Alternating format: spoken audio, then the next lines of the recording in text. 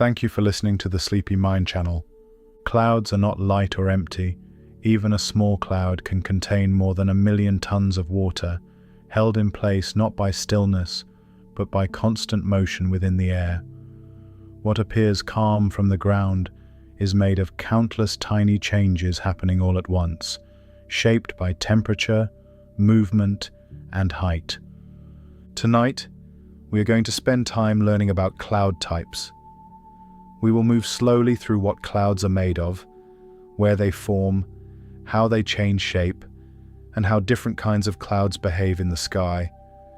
Everything you hear will stay grounded in what physically happens above the ground, moment by moment, as clouds form, shift, and fade. Let's begin. If you like stories like these, please like and subscribe. A cloud exists as a collection of tiny droplets held within moving air. Each droplet forms as a minute bead of liquid water, small enough to remain suspended rather than falling immediately toward the ground. The droplets do not touch. They sit apart from one another, with air between them, spread across a wide space instead of packed into a solid mass. When those countless droplets are considered together, the weight is enormous. Even a small cloud can weigh more than 1,000,000 tons, simply because it contains so many droplets at once. That weight is not carried by anything solid. It is distributed through the cloud's full volume, with the water divided into tiny parts rather than gathered into one heavy body. The cloud floats because those droplets are spread across enormous volumes of air. Each droplet occupies only a tiny fraction of the space around it. Air moves continually around and between the droplets, and the cloud as a whole can have a lower overall density than the surrounding atmosphere. While that difference in density remains, the cloud stays aloft. Inside the cloud, the droplets are never still for long. Air currents slide through the cloud and around it, lifting some regions and lowering others. In one place, droplets drift closer together as the air nudges them into a thicker patch. A short distance away, droplets are carried outward, leaving a thinner region where the cloud becomes faint. At the same time, the cloud is continually forming and dissolving. In one portion, water vapor condenses and adds to existing droplets, making them slightly larger and more numerous. Nearby, other droplets lose water back into the air and shrink. In another portion, droplets can fade until they are no longer present in enough concentration to be seen. These changes happen together across the same cloud at different rates in different places. From the ground, the cloud may look calm. Its outline may seem stable, and its position may appear fixed for minutes at a time. Yet the cloud's internal structure is a steady churn of change. Droplets are condensing and evaporating. Patches are thickening and thinning. The cloud is being rebuilt continuously, even while it seems to hold its shape. At the edge of a cloud, the boundary stays soft. A cloud rarely has sharp edges because its boundary is shaped by turbulent air currents. At the margin, droplets are mixed with surrounding clear air. A small gust or a subtle shift in the local flow can pull droplets outward into the open sky, thinning the edge until it becomes a translucent veil. That same turbulence can also fold air back toward the cloud, pushing droplets into a denser line that looks brighter and more defined for a moment. The boundary is not a wall. It is a moving zone where droplets are carried, spread, and gathered, with the shape changing as the air changes. As turbulence continues, the outline reshapes itself repeatedly. A rounded bulge softens and frays at its edge. A narrow extension stretches outward, then breaks into separate wisps. A notch appears where droplets are pulled away, leaving a small bite of clear sky. Almost immediately, drifting droplets can refill that space, and the notch vanishes. Within the cloud, these small rearrangements happen on many scales at once. Droplets are carried along paths that curve, rise, and sink with the local airflow. Some droplets drift outward toward the edge, where the surrounding air is drier and the cloud thins. Other droplets move inward, where the concentration is higher and the cloud looks brighter. Because the cloud is always forming and dissolving, the same region can shift quickly. A patch that was thick can thin as droplets evaporate. A patch that was faint can brighten as condensation adds droplets. What you see depends on how tightly the droplets are grouped in that moment and where the moving air has carried them. Even the interior is not uniform. Some parts contain more droplets packed into a smaller space, and those parts look whiter and more solid from below. Other parts contain fewer droplets spread out farther, and those parts look softer or almost transparent. The cloud can appear layered within itself, not because it has fixed layers, but because turbulence and drift create uneven distribution. As air keeps moving, droplets are exchanged between these regions. A small stream of air can carry a band of droplets sideways, stretching a bright patch into a longer smear. Another current can lift droplets upward, making a region appear to swell. Another can sink, allowing a patch to thin and fade as droplets spread out. At the cloud's outer boundary, the continual forming and dissolving is especially visible. When droplets evaporate, the edge retreats. The cloud appears to pull back, leaving more clear sky. When condensation strengthens droplets near the boundary, the edge advances, and the cloud appears to grow outward. These changes can happen at different points around the same cloud at the same time. Because sharp edges do not form, these movements rarely look like clean expansion or clean retreat. Instead, the edge ripples and frays. Fine strands peel away and vanish. Small tufts appear and then soften. The cloud's outline keeps changing, but never settles into a fixed line. The weight of the cloud remains present throughout all of this. More than 1 million tons of water can be suspended overhead, divided into tiny droplets, and distributed across a huge space. That weight does not cause the cloud to drop as a single body, because it is not a single body. The droplets remain carried by air, kept aloft by the cloud's low overall density compared to the surrounding atmosphere. As droplets drift and rearrange, the density of the cloud can change locally.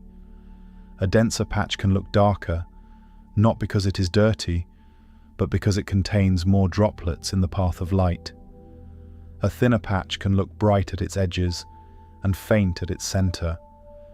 These variations appear and disappear as droplets are moved around by turbulent flow. Air continues to thread through the droplet field. Droplets continue to condense in one place and evaporate in another.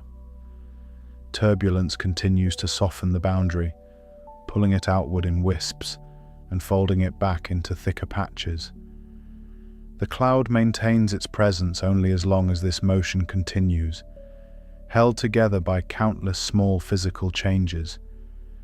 Every cloud is made from water that once existed somewhere else. Before any cloud is visible, that same water is sitting in places that can be pointed to and touched. It can lie on the surface of an ocean, in a broad sheet of moving salt water. It can rest in a lake, held in a basin with a clear shoreline. It can move through a river, sliding around stones and along bends. It can soak into soil, spread through grains of sand or pockets of clay, held in thin films between particles. Air passes over each of those surfaces. When air is moving, it carries moisture with it. Over oceans, a long fetch of wind skims across the water and takes up water vapor from the surface. Over lakes and rivers, the same thing happens on a smaller scale, with air brushing the surface and lifting moisture into the layer just above it.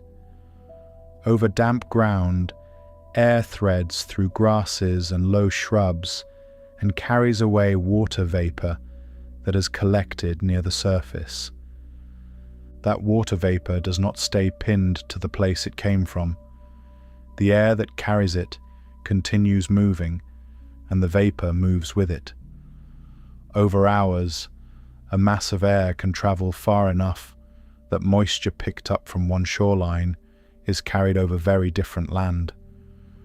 The same air can pass from open water to farmland, then on toward hills, then back over another stretch of water, taking in moisture in stages as it goes. Soil moisture adds to the air in its own way. After rain, the ground can hold a wide store of water. Some of it sits near the surface. Some of it is deeper, held where roots reach. Air flowing over that ground continues to pick up water vapor, especially where the soil remains damp and the surface is not sealed by dryness. Patches of wet ground can feed moisture into the air even when nearby patches are already drying.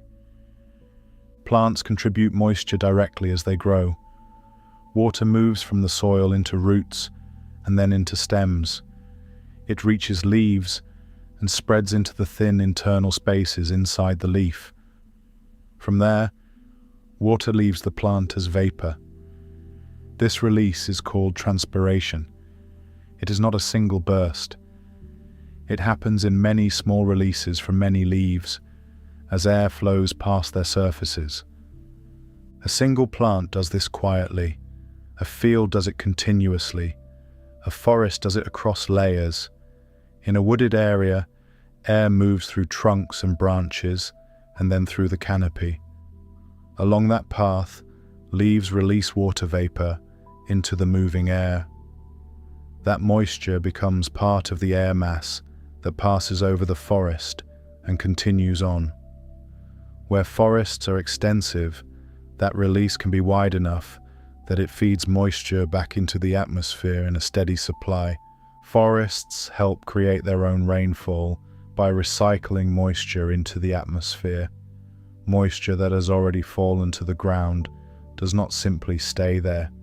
It enters soil, rises into plants, and returns to the air through transpiration. Once it is back in the air, it can contribute again to cloud formation. In places where air continues to circulate over forested regions, this recycling can repeat, with moisture leaving the ground, entering the air, and returning again. As an air mass travels, moisture from different sources mixes together. Vapor taken from an ocean surface can blend with vapor taken from a river valley. Moisture lifted from soil can mix with moisture released from leaves. By the time a cloud forms, the water within it can include contributions from several kinds of surfaces gathered along the route the air has taken. When a cloud becomes visible, it is still made from that water that existed elsewhere. The cloud is not the origin of the water. It is a temporary gathering of it, held aloft while the air continues moving. The cloud can drift on, carrying that same water away from its earlier sources. As it travels, it can move over landscapes that did not contribute the moisture it contains, and it can move toward places that may later receive that moisture. In this way, clouds connect distant places through shared water. Moisture that left an ocean can be carried inland. Moisture that rose from soil can be carried out over water again. Vapor released by plants can be carried far beyond the forest where it began. the cloud becomes a visible sign of that movement, not a boundary, but a carrier passing overhead. Even without looking far, the connection can be local and immediate. Moisture from a nearby lake can join moisture from a line of trees along a field. Vapor from damp ground can mix with vapor released by plants. As the air continues to flow, these contributions travel together and can end up in the same cloud. The movement does not stop when a cloud has formed. The cloud continues to travel with the air that holds it. It can thin and spread as it moves. It can thicken where moisture is added. Throughout, the water remains water that once existed elsewhere, taken up from oceans, lakes, rivers, and soil, and released again by plants. The same processes continue beneath it as well, with more vapor rising from surfaces and more transpiration feeding moisture into the air. In forests, that recycling continues as growth continues. Water in the ground moves into plants. Plants release vapor. Air carries that vapor onward. Over time, clouds that pass over a region can contain moisture that has traveled through many hands of the landscape, passing from ocean to air, from air to soil, from soil to plant, and back into the air again. An ocean source can be vast, with moisture taken up across hundreds of miles of open water. A river source can be narrow, with moisture added as the air crosses a ribbon of water and then leaves it behind. A lake can contribute in a broad patch, especially when air circulates over it for long enough that the vapor spreads through the lower atmosphere. Soil moisture can arrive in smaller pulses, stronger over darker, wetter ground, and weaker over sunlit drying patches. As these contributions join, they are carried together in the same moving air.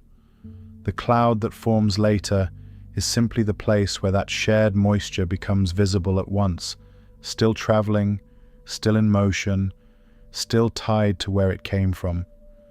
Some clouds form close to the ground, while others occupy much higher parts of the sky. A low cloud can develop less than a mile above the surface, sitting within the lower layer of air that people move through every day. From the ground, these clouds can feel nearby, sometimes brushing against hills or tall buildings as they drift past. Higher clouds form far above that level. Some extend upward beyond the height where commercial jet aircraft fly. At those altitudes, the air is thinner and colder, and the conditions are very different from those near the surface. The distance between ground and cloud becomes difficult to judge without reference points, and the cloud appears flattened against the sky. As height increases, temperature drops. In the upper portions of the atmosphere, temperatures fall low enough that liquid water cannot remain in droplet form. In these regions, clouds are made of ice crystals rather than liquid water. Each crystal forms when water vapor freezes directly into solid form, creating tiny structures that remain suspended in the cold air. These ice crystal clouds behave differently from those made of liquid droplets. The crystals are solid and angular rather than round. They interact with air currents in slightly different ways, drifting and rotating as they are carried along. Because of their small size and low mass, they can remain aloft for long periods despite the thin air. Between low clouds and high clouds, there are layers where conditions change gradually. Air temperature decreases with height, but not at a fixed rate everywhere. As air rises, it cools, and that cooling determines whether water remains liquid or freezes into ice. The boundary between liquid water clouds and ice crystal clouds depends on the temperature at that height rather than the distance from the ground alone. Clouds do not occupy a single flat surface. Each cloud has thickness, measured vertically from its base to its top. A cloud that appears wide and spread out across the sky may still be relatively thin from bottom to top. Another cloud that looks compact from below can extend through a deep vertical column of air. This vertical thickness matters because conditions change within it. Near the base of a cloud, temperatures may be higher, allowing liquid droplets to exist. Higher up, temperatures may drop low enough that droplets freeze or that ice crystals dominate. A single cloud can contain both liquid and ice at different heights within the same structure. Low clouds remain within the warmer part of the atmosphere. Forming less than a mile above the ground, they stay in air that can support liquid droplets. Their vertical extent is often limited, keeping them closer to the surface. These clouds can cover large horizontal areas while remaining relatively shallow. Higher clouds occupy colder layers. Those that rise above jet flight paths enter regions where freezing temperatures are persistent. In these clouds, ice crystals make up most or all of the cloud material. The crystals can spread out over large distances, forming thin veils or broad sheets that stretch across the sky. The change from liquid droplets to ice crystals is not sudden. As air cools with height, droplets can remain liquid for a time before freezing. Eventually, freezing temperatures dominate, and ice crystals become the stable form. This transition shapes the appearance and behavior of clouds at different heights. Cloud thickness is measured by how far the cloud extends upward, not by how wide it looks from below. A cloud that fills the sky from horizon to horizon may be only a few thousand feet thick. Another cloud may cover a smaller area, but rise through many layers of air, reaching great heights. Vertical development depends on how air moves within the cloud. Rising air can carry moisture upward, allowing the cloud to grow taller. As it rises, the air cools, and the state of the water inside changes with temperature. The cloud's height becomes a record of the conditions it has passed through. High-altitude clouds made of ice crystals can appear delicate from the ground. Their material is spread thinly through cold air, and their edges can look faint or fibrous. Despite this light appearance, they can occupy enormous volumes of space high above the surface. Lower clouds often appear denser and more uniform. Formed in warmer air, they contain liquid droplets packed closely enough to scatter light strongly. Their lower height places them closer to visual reference points, making their movement and thickness easier to perceive. Between these extremes, clouds can span multiple temperature zones. A cloud may begin as liquid droplets near its base and transition to ice crystals near its top. This layering happens because temperature decreases steadily with height, shaping the internal structure as the cloud grows upward. Because cloud height is tied to temperature, the same type of cloud can behave differently in different conditions. In colder environments, ice crystal clouds can form at lower altitudes. In warmer regions, liquid water clouds may extend higher before freezing occurs. The physical state of the cloud reflects the temperature of the air it occupies. Clouds that stretch above jet flight paths occupy some of the coldest air found in the lower atmosphere. At these heights, ice crystals dominate, and liquid water is rare. The crystals drift with high-altitude winds, spreading across the sky in patterns that can cover vast areas. Throughout all of this, the cloud's presence depends on its vertical structure. Thickness determines how much air it occupies and how conditions change within it. Height determines temperature, and temperature determines whether the cloud is made of liquid droplets or ice crystals. While air continues to move, clouds maintain their positions within these layers. Low clouds remain low. High clouds remain high. Their height anchors them to specific temperature ranges, shaping their composition and behavior as they drift. Light reaches a cloud as a stream of sunlight moving through open air. When that light meets the tiny droplets inside a cloud, it does not pass straight through. Each droplet bends and scatters the light in many directions at once. Because the droplets are so small and so numerous, the light is redirected repeatedly as it moves deeper into the cloud. This scattering causes most clouds to appear white. Sunlight contains many wavelengths of light mixed together. When those wavelengths strike countless tiny droplets, they are scattered evenly in all directions. No single color dominates, and the combined effect reaches the eye as white. As the number of droplets increases along the path of the light, the scattering becomes stronger.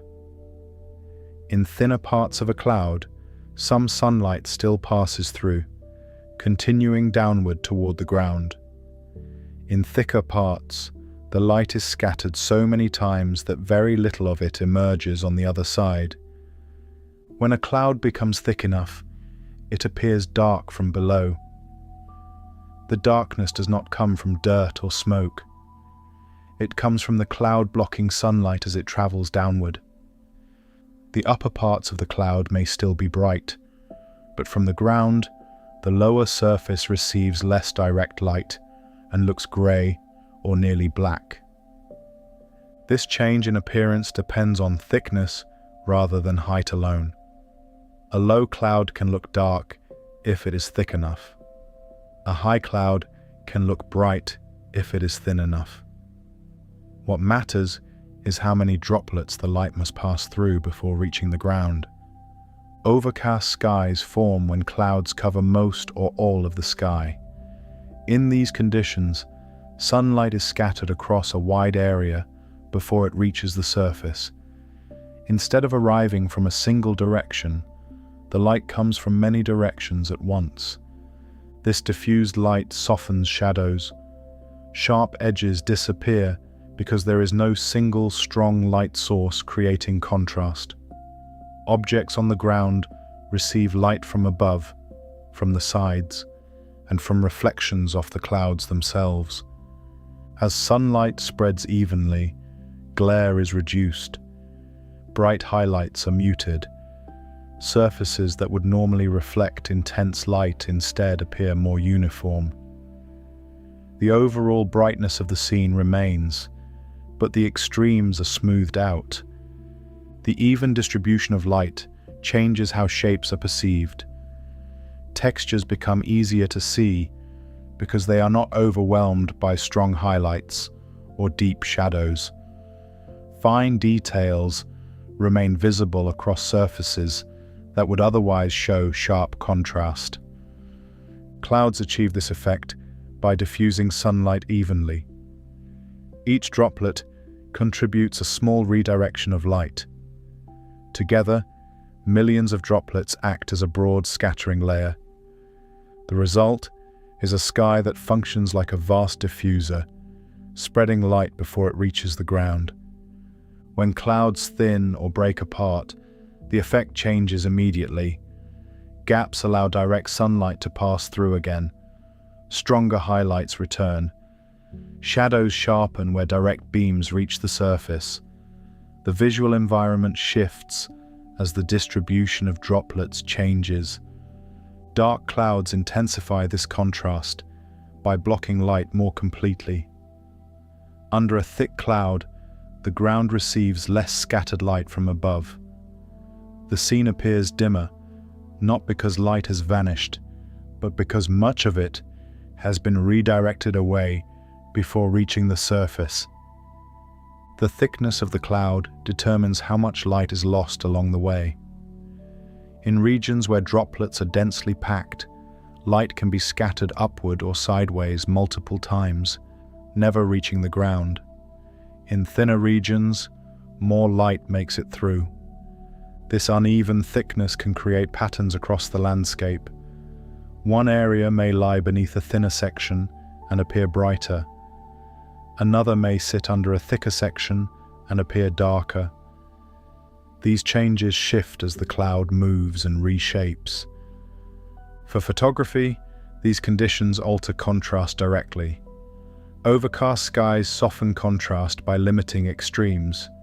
Highlights are reduced, shadows are lifted, and textures remain visible.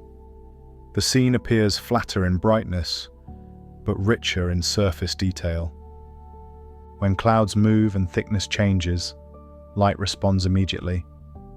As droplets drift and rearrange, scattering increases or decreases. The brightness of the ground rises and falls in response to these small changes within the cloud. Because scattering depends on droplet size and concentration, the same cloud can look different across its span. A thicker portion appears darker. A thinner edge glows softly.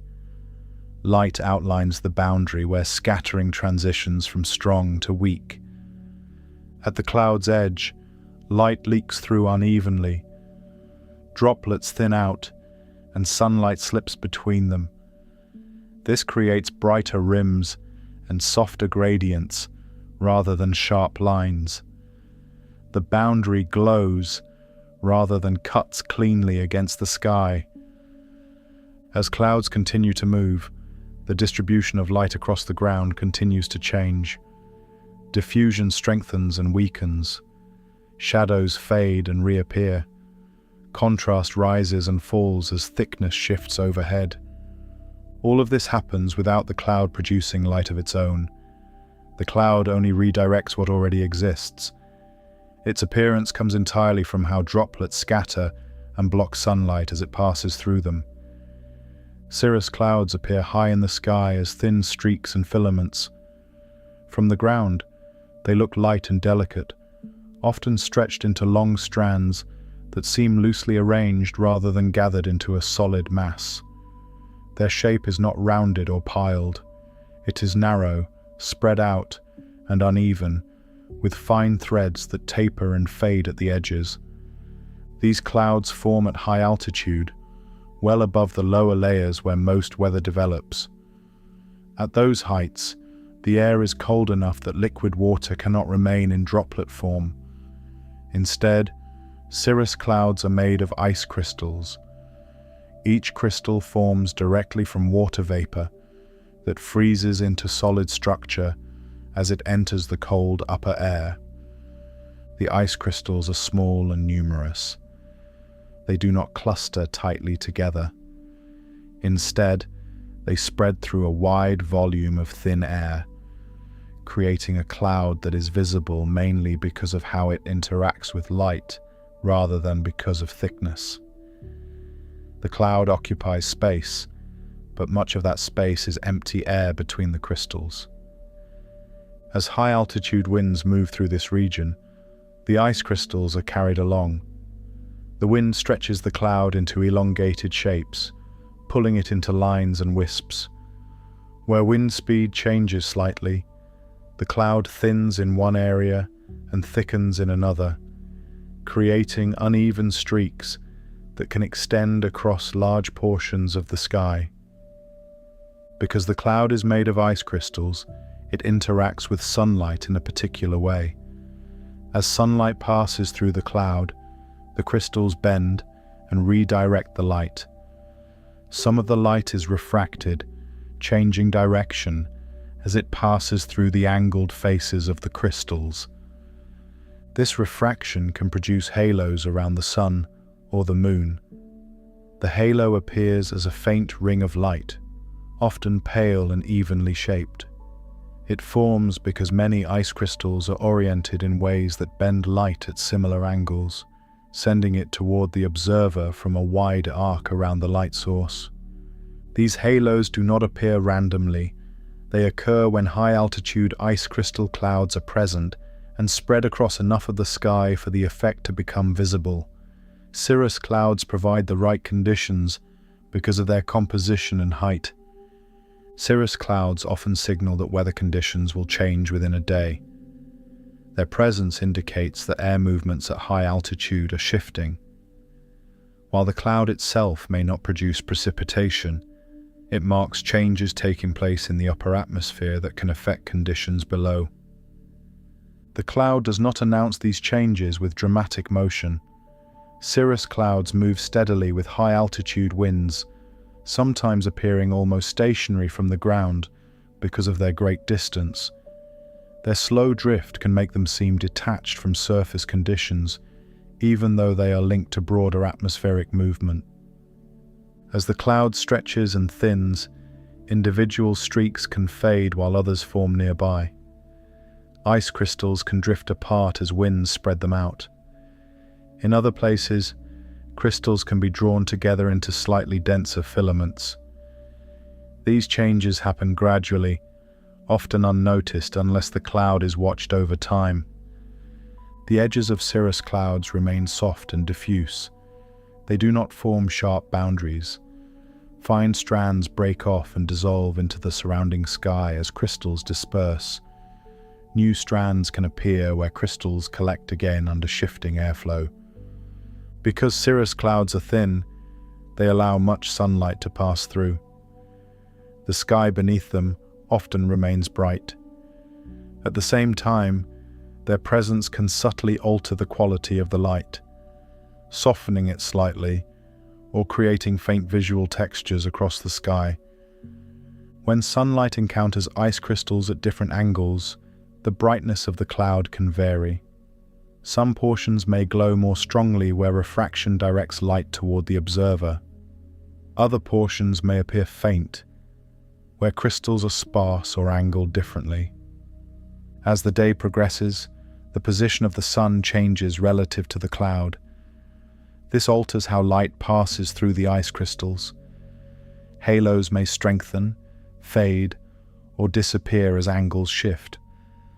The cloud itself may remain, but its visual effects change with the light.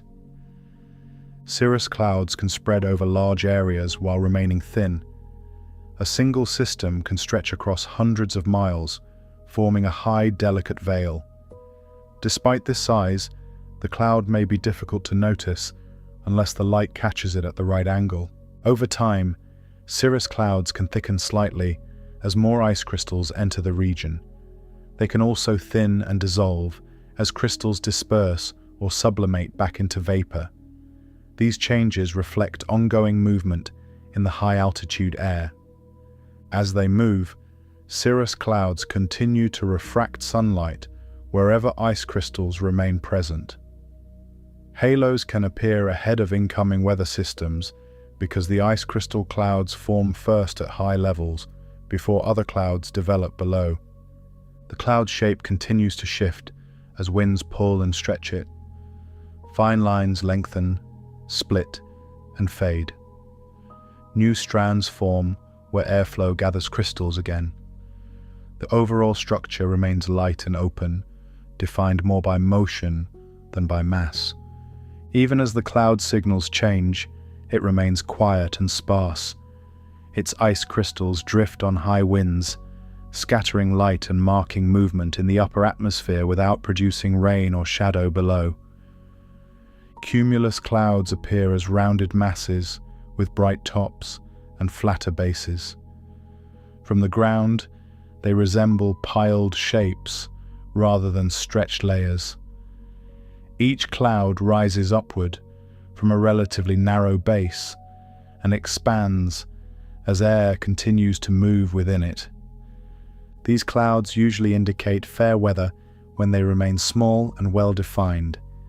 In these conditions, the cloud grows slowly and stays compact.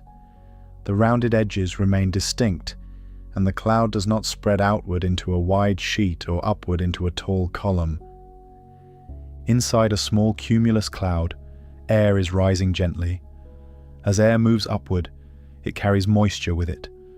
That moisture condenses into droplets, adding to the cloud's visible body. The cloud grows where air continues to rise and thins where rising motion weakens. The cloud shape reflects this balance. When upward motion is limited, The cloud expands slightly and then stabilizes. Droplets continue to form near the top, while others evaporate near the edges. The cloud holds its size and form as long as these processes remain moderate. When conditions change, the same cloud can begin to grow taller instead of wider.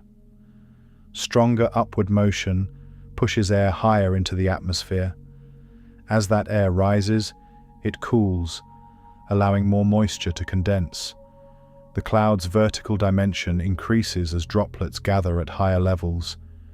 As vertical growth begins, the cloud's appearance shifts. The rounded top becomes more pronounced. New layers form above the earlier ones. The base remains relatively flat, anchored where rising air continues to feed the cloud from below. Rapid cloud growth often signals rising air. When air accelerates upward, the cloud responds quickly. The top lifts higher, and the sides begin to stretch vertically. The cloud no longer looks like a compact pile. It starts to resemble a column. Within the growing cloud, droplets are carried upward by the rising air. As they move, they may collide with other droplets, briefly increasing local density. At the same time, turbulent motion within the cloud redistributes droplets, preventing sharp internal boundaries from forming. If vertical growth continues, the cloud can evolve into a storm-producing system. The same upward motion that drives growth also transports moisture higher into the atmosphere.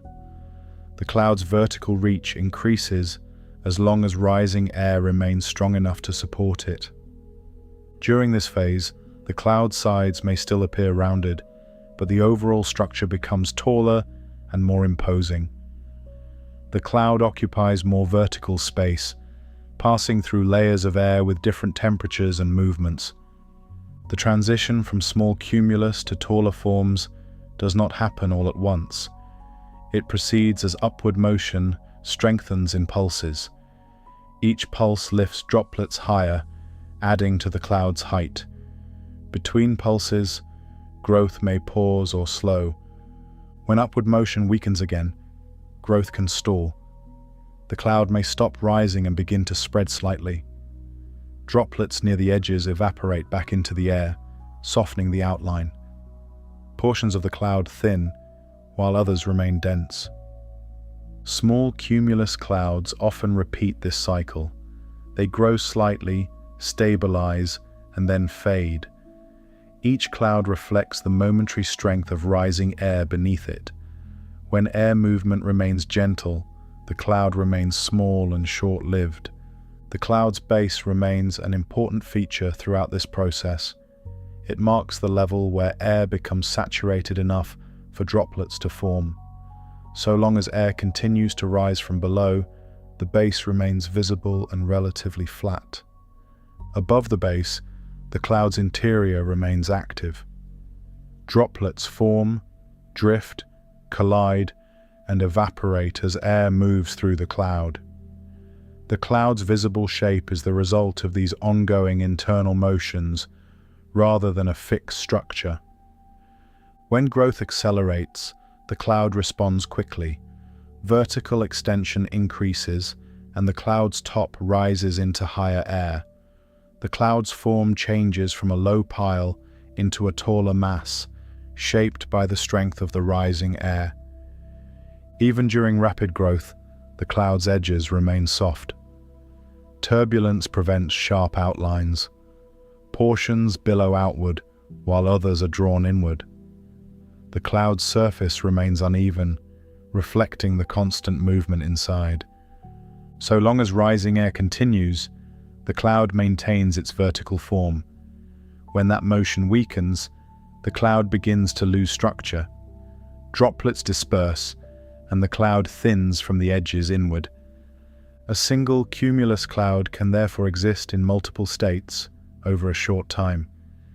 It can appear stable and compact, then grow upward, then fade again. Each change corresponds to shifts in the strength and persistence of rising air. The cloud's appearance provides a direct view of these processes. Rounded shapes indicate gentle upward motion. Taller growth indicates stronger rising air. Fading edges indicate weakening support from below. Throughout this cycle, the cloud remains driven by physical movement rather than fixed form. Droplets respond continuously to air rising beneath them and turbulence around them. The cloud structure changes as those motions change.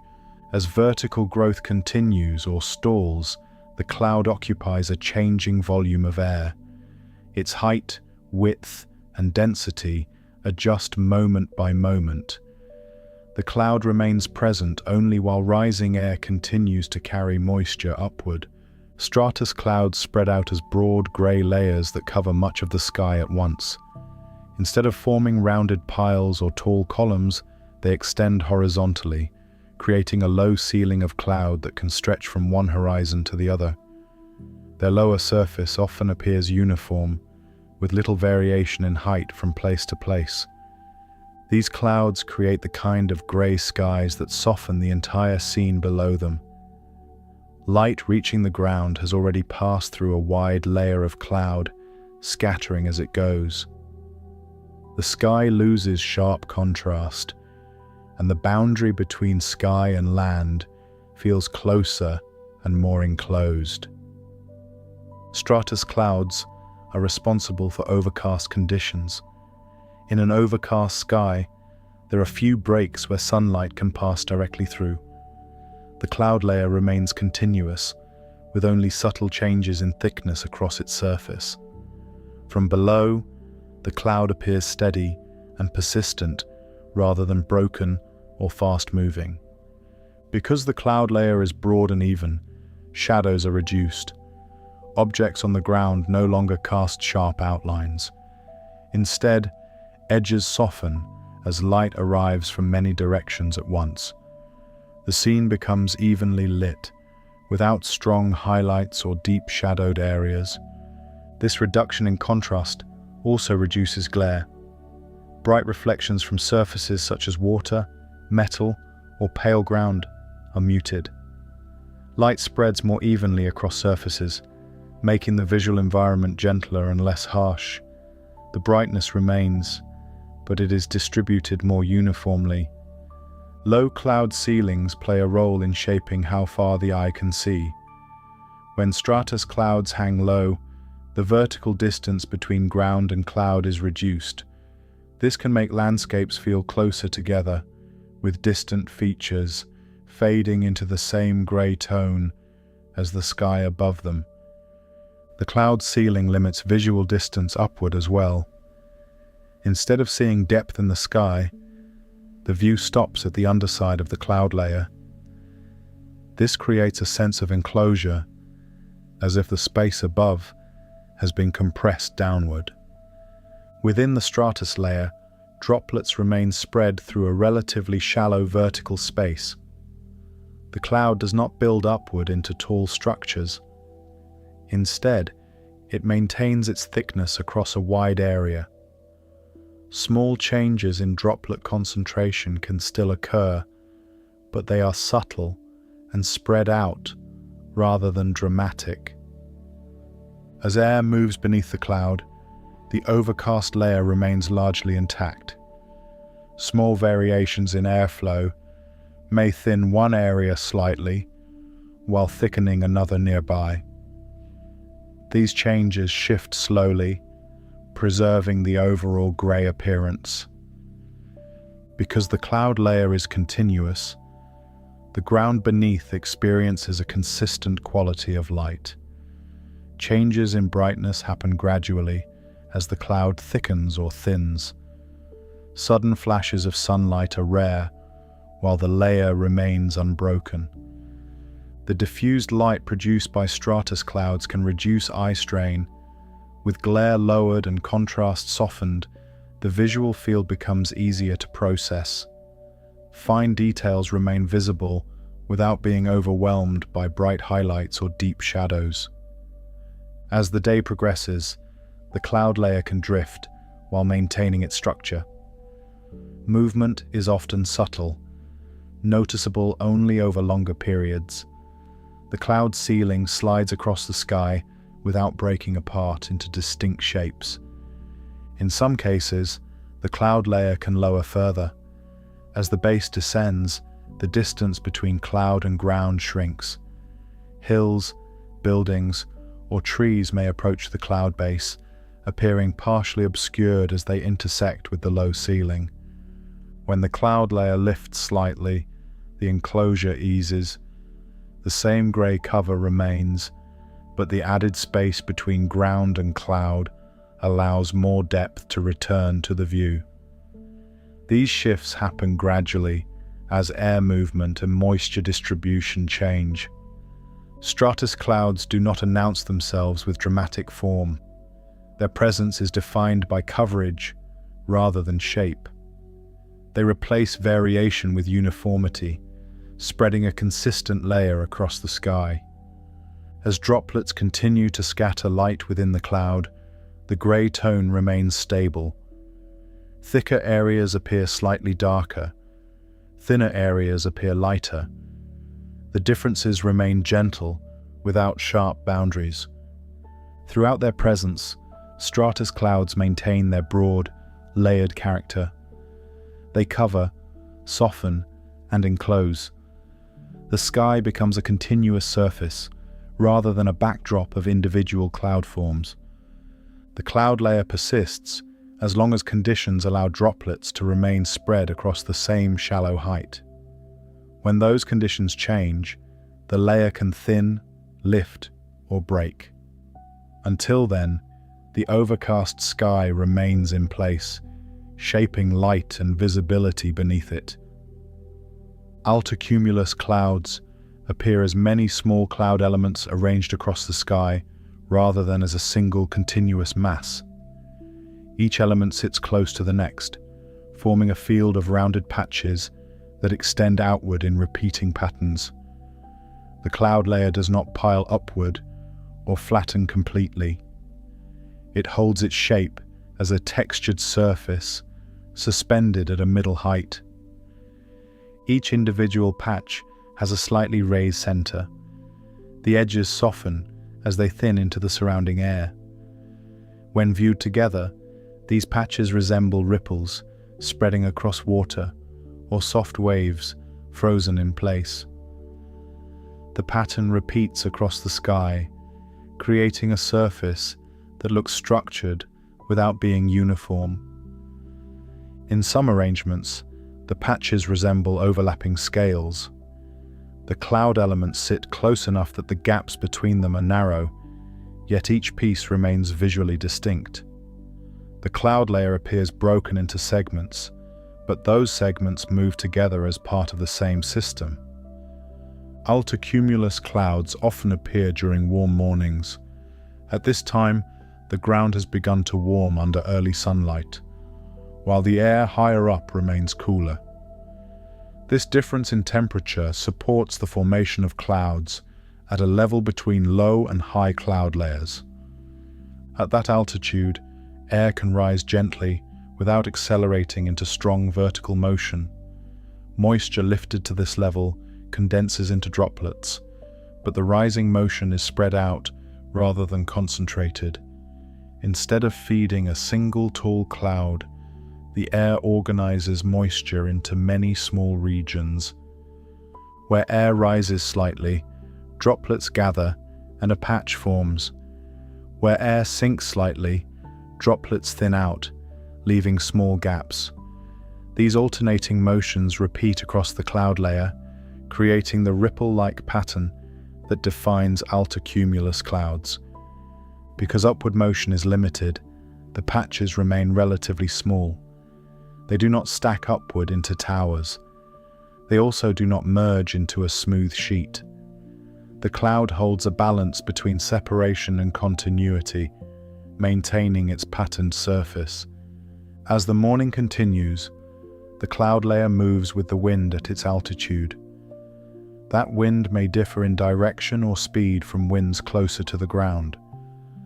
The entire pattern slides across the sky as a unit, even as individual patches shift within it. This movement becomes more noticeable when other cloud layers are present. Low clouds may drift slowly or remain nearly stationary. High clouds may move faster.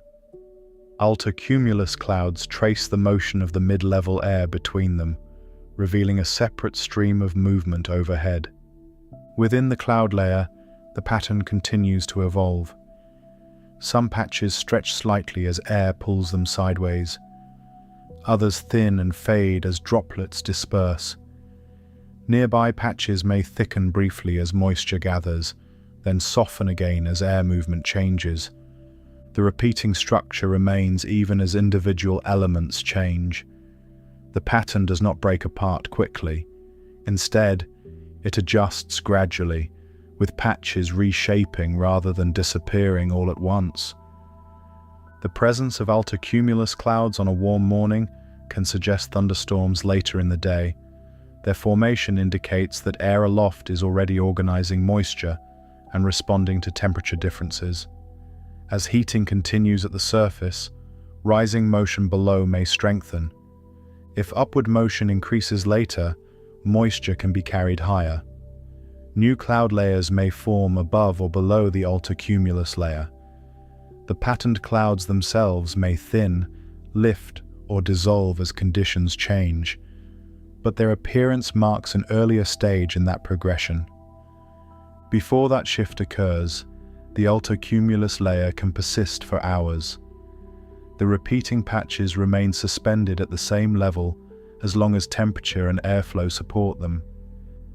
The cloud maintains its textured appearance rather than flattening or growing vertically. Light passing through the cloud layer interacts with the rounded patches unevenly. The tops of the patches catch more light, while the shallow gaps between them allow brighter light to pass through. This creates a dappled brightness across the sky rather than uniform shading. As the sun rises higher, the angle of light changes. Highlights soften. The contrast between patches and gaps becomes less pronounced.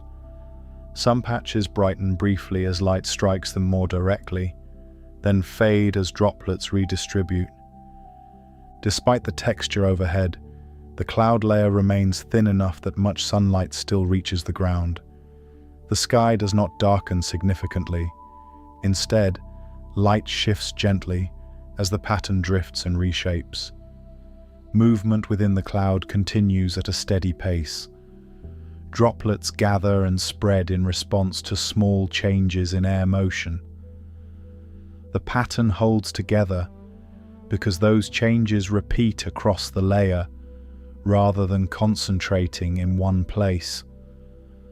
So long as the temperature difference between layers remains, the altocumulus cloud holds its form. When that difference weakens or strengthens, the cloud can change into a different structure later in the day. The cloud remains anchored to its altitude. It does not sink toward the ground or rise rapidly upward. It traces the movement of air at that level, offering a visible record of how the mid-level atmosphere is flowing.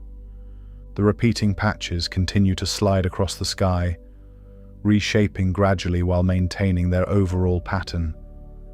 The cloud remains present only while air at that height continues to organize moisture into small rounded elements rather than a continuous layer. Cumulonimbus clouds begin as towering vertical structures that occupy far more height than width. From the ground, they rise upward in stacked layers, building into tall columns that stretch through multiple levels of the atmosphere.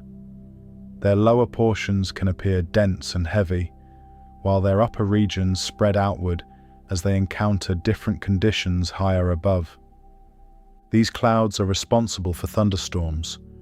Within them, strong upward and downward air movement creates the conditions needed for lightning, hail, and intense rainfall. The cloud does not remain passive.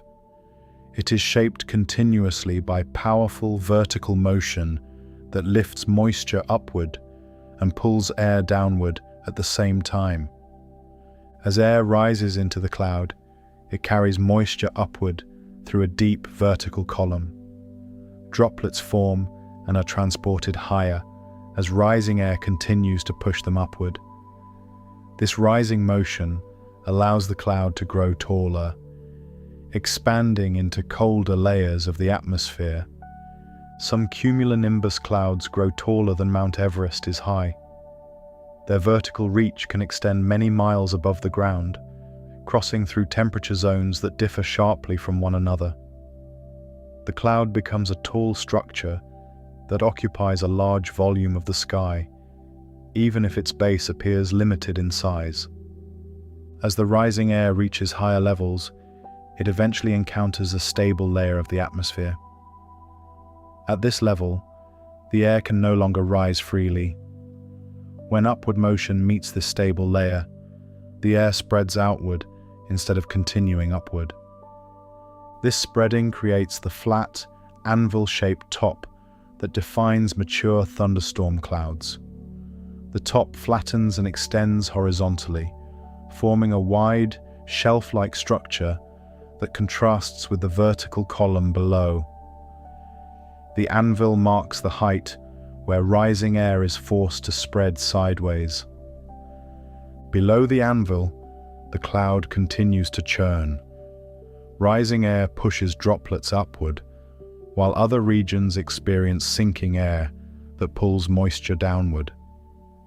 These opposing motions exist at the same time within different parts of the cloud, creating internal circulation. Within this circulation, droplets and ice particles move repeatedly through the cloud. Some are carried upward into colder regions. Others fall back downward before being lifted again. This repeated movement allows particles to grow larger as they collide with additional moisture along their path.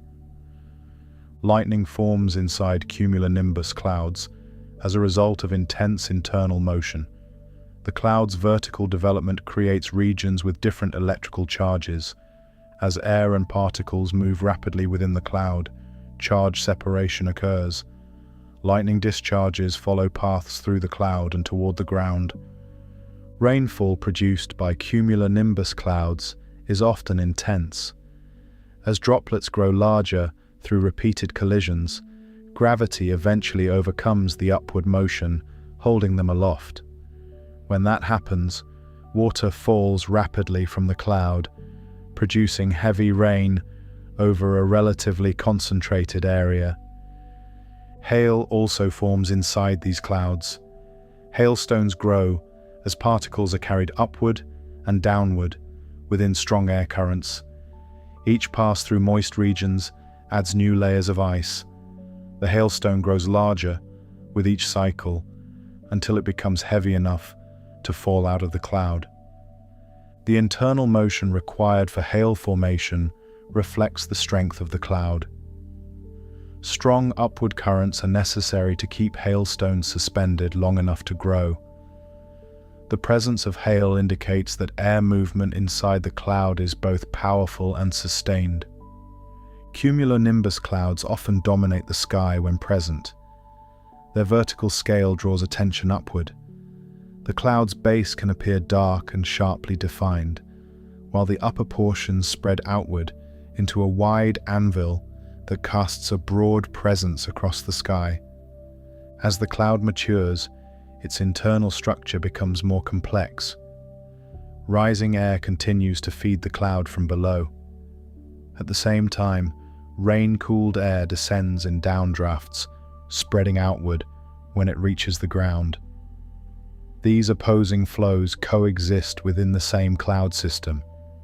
The anvil-shaped top continues to spread as rising air reaches the stable layer. Thin, fibrous edges may extend outward from the anvil, shaped by high-altitude winds. These extensions trace the direction of airflow at the top of the cloud. Below the anvil, the main column remains active. Droplets form, collide, and fall. Ice particles circulate. Lightning flashes intermittently as electrical charges build and release. The cloud remains in a constant state of motion, rather than settling into a fixed shape. As rainfall intensifies, visibility beneath the cloud can decrease rapidly. Sheets of rain fall from the base, obscuring parts of the cloud and the landscape below. The rain shaft may appear as a darker column reaching from cloud to ground. The cloud's movement across the landscape depends on the winds at different heights. While the base may move slowly, the upper portions can be carried along more quickly by stronger winds aloft. This can cause the anvil to extend ahead of the main storm column. Despite its size, the cloud does not remain stationary. It forms, grows, and eventually weakens as conditions change. When rising air weakens or shifts away from the cloud, the supply of moisture decreases. Without continued upward motion, the cloud begins to lose structure. Rain may continue for a time even as upward motion fades. Eventually, downdrafts dominate, spreading cooler air outward at the surface. The cloud's vertical growth slows, and the anvil becomes less defined as internal motion weakens.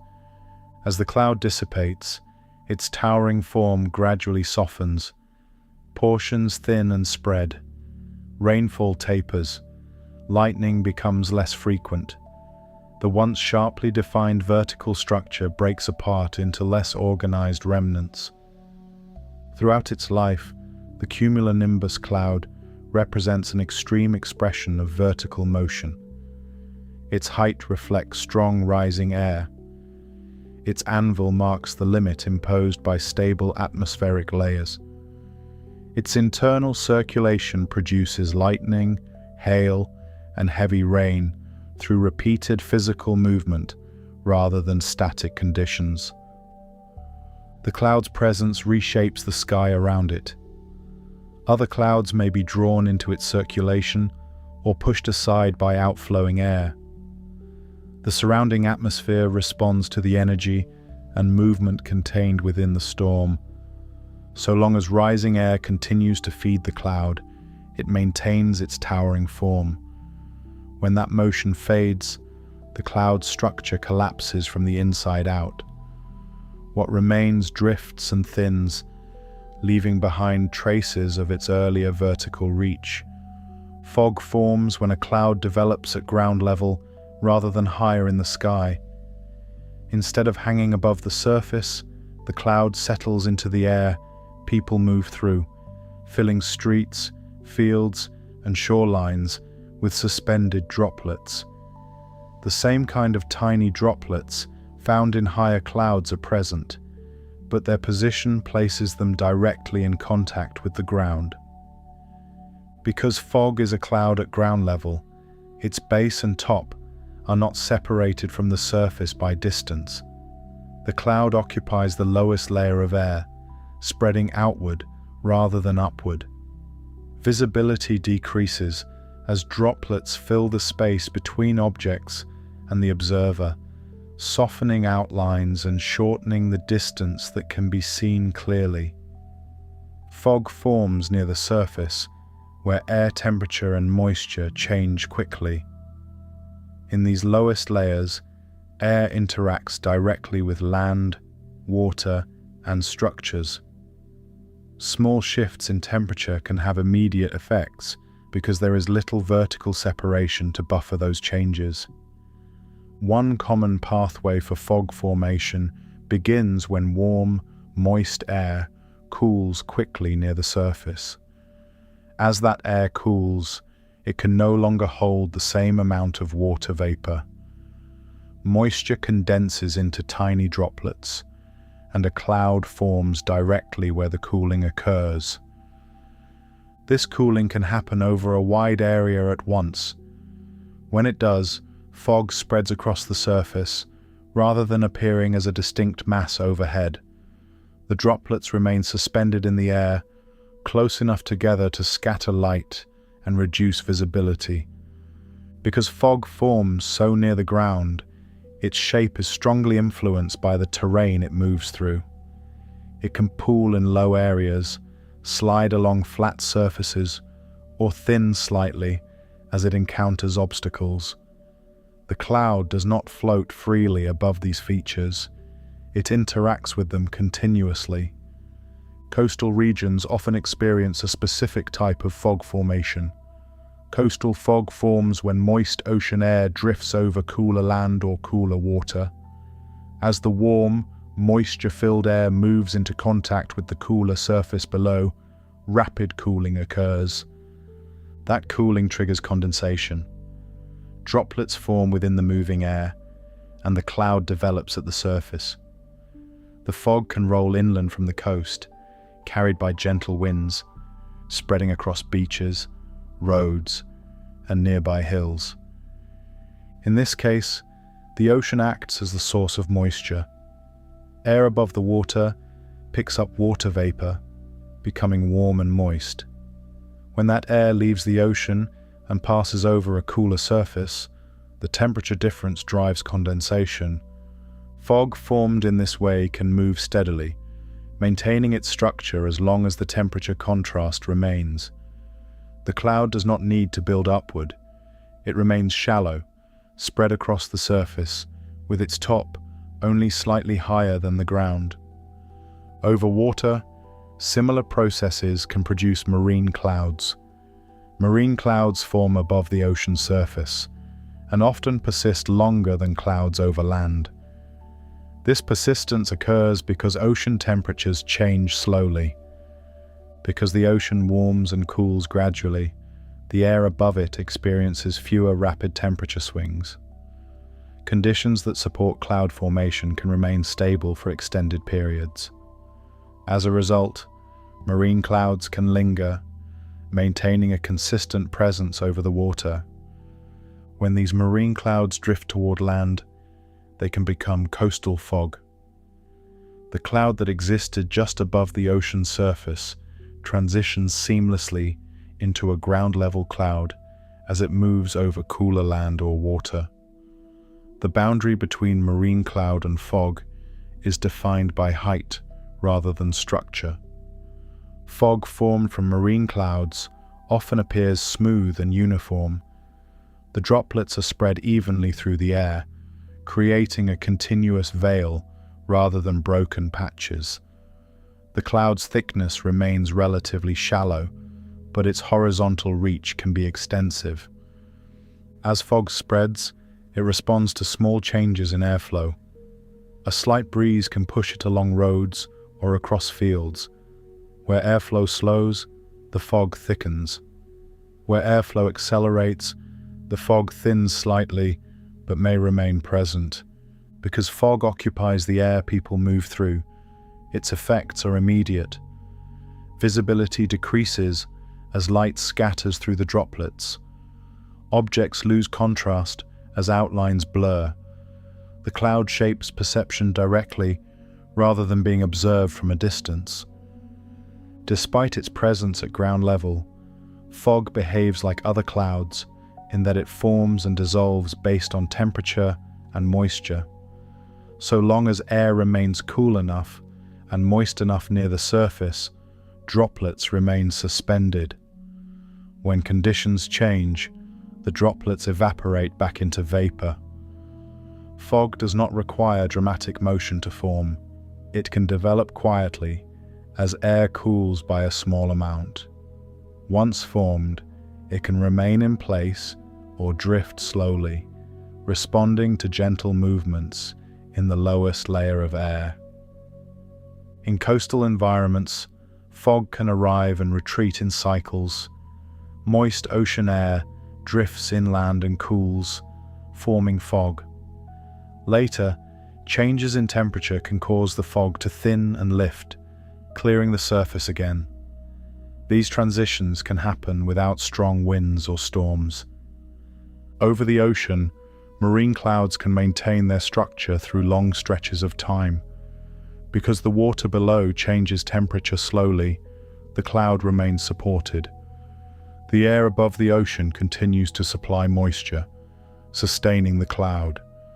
When these clouds persist, they can cover large areas of water, appearing as a continuous layer when viewed from above. From below, They remain just above the surface, blurring the boundary between sea and sky. As marine clouds drift, their movement is guided by gentle winds near the surface. They can spread across bays, follow coastlines, or move offshore again.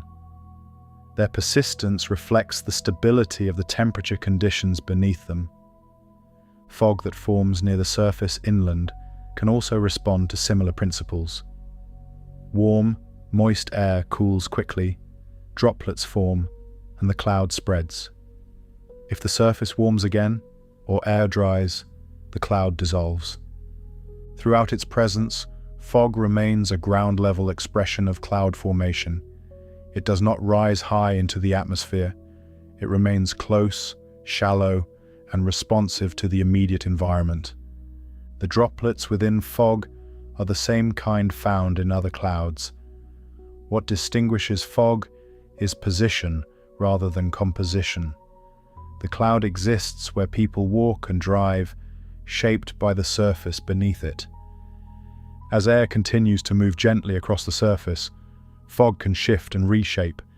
It can thicken in sheltered areas and thin in exposed ones. These changes occur continuously as airflow adjusts. When coastal fog rolls inland, it often advances as a soft front. The cloud edge moves steadily, filling space rather than breaking into pieces. The fog remains cohesive as long as cooling continues. When conditions change, the fog retreats. Droplets evaporate, visibility improves, and the cloud dissolves back into invisible vapor. The transition can be gradual or sudden, depending on how quickly temperature and moisture shift. Marine clouds may persist longer over the ocean, but once they leave that stable environment, they respond to new conditions. Overland, changes occur more rapidly. The cloud may thin, lift, or break apart. Fog remains tied to the surface throughout these changes. Its formation and persistence depend on cooling near the ground and the presence of moisture. So long as those conditions align, the cloud remains present at ground level. Clouds can begin forming when tiny particles are present in the air. These particles are small enough to remain suspended rather than falling quickly to the ground. They move with the air, drifting upward, sideways, and across long distances as winds carry them. Some of these particles come from natural sources at the surface. Sea salt enters the air when waves break and spray fine droplets upward. As the water evaporates, salt particles remain suspended in the air. These particles are light and numerous, spreading outward from the ocean surface into the atmosphere above. Dust also becomes airborne when dry ground is disturbed. Wind passing over exposed soil can lift fine grains into the air. Once airborne, these particles can remain aloft for long periods, especially when they are small enough to be carried by higher level winds. Smoke contributes particles as well. When material burns, it releases extremely fine particles into the air. These particles rise with warm air currents and can spread outward far from their source, joining the wider flow of air moving through the atmosphere. Pollen adds another source of airborne material. Plants release pollen grains into the air as part of their reproductive cycle. While many grains settle nearby, some remain suspended long enough to be carried upward and transported over broader areas. Clouds can form around these particles because they act as condensation points. When water vapor is present in the air, it does not condense easily into droplets on its own. The vapor gathers more readily when it can cling to a solid surface. These tiny particles provide that surface. As air containing moisture rises or cools, water vapor begins to condense. Vapor collects on the surfaces of dust, salt, smoke, or pollen particles. Each particle becomes the center of a tiny droplet. As more vapor condenses, the droplet grows. This process happens countless times at once. A single cloud contains millions of droplets, each formed around a microscopic particle. The particles themselves are far too small to be seen individually, but their presence determines where droplets can form. Different types of particles can be present in the same cloud. Sea salt particles can mix with dust particles. Smoke particles can mix with pollen. The air does not separate them. All are carried together within the same moving mass. Desert regions are major sources of airborne dust.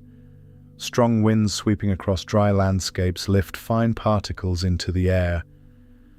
These dust clouds can rise high enough to enter fast-moving air currents that transport them far from their origin. Desert dust can travel thousands of miles. Particles lifted from one continent can cross oceans and reach distant regions. While traveling, these particles remain suspended in the air, carried by steady winds at altitude.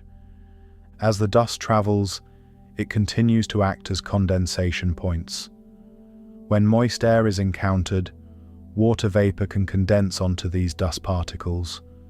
Clouds can form far from the desert source, built partly around particles that originated in dry, distant landscapes. Over oceans, this process becomes especially important. Moist air above the ocean contains abundant water vapor, but fewer natural particles compared to land.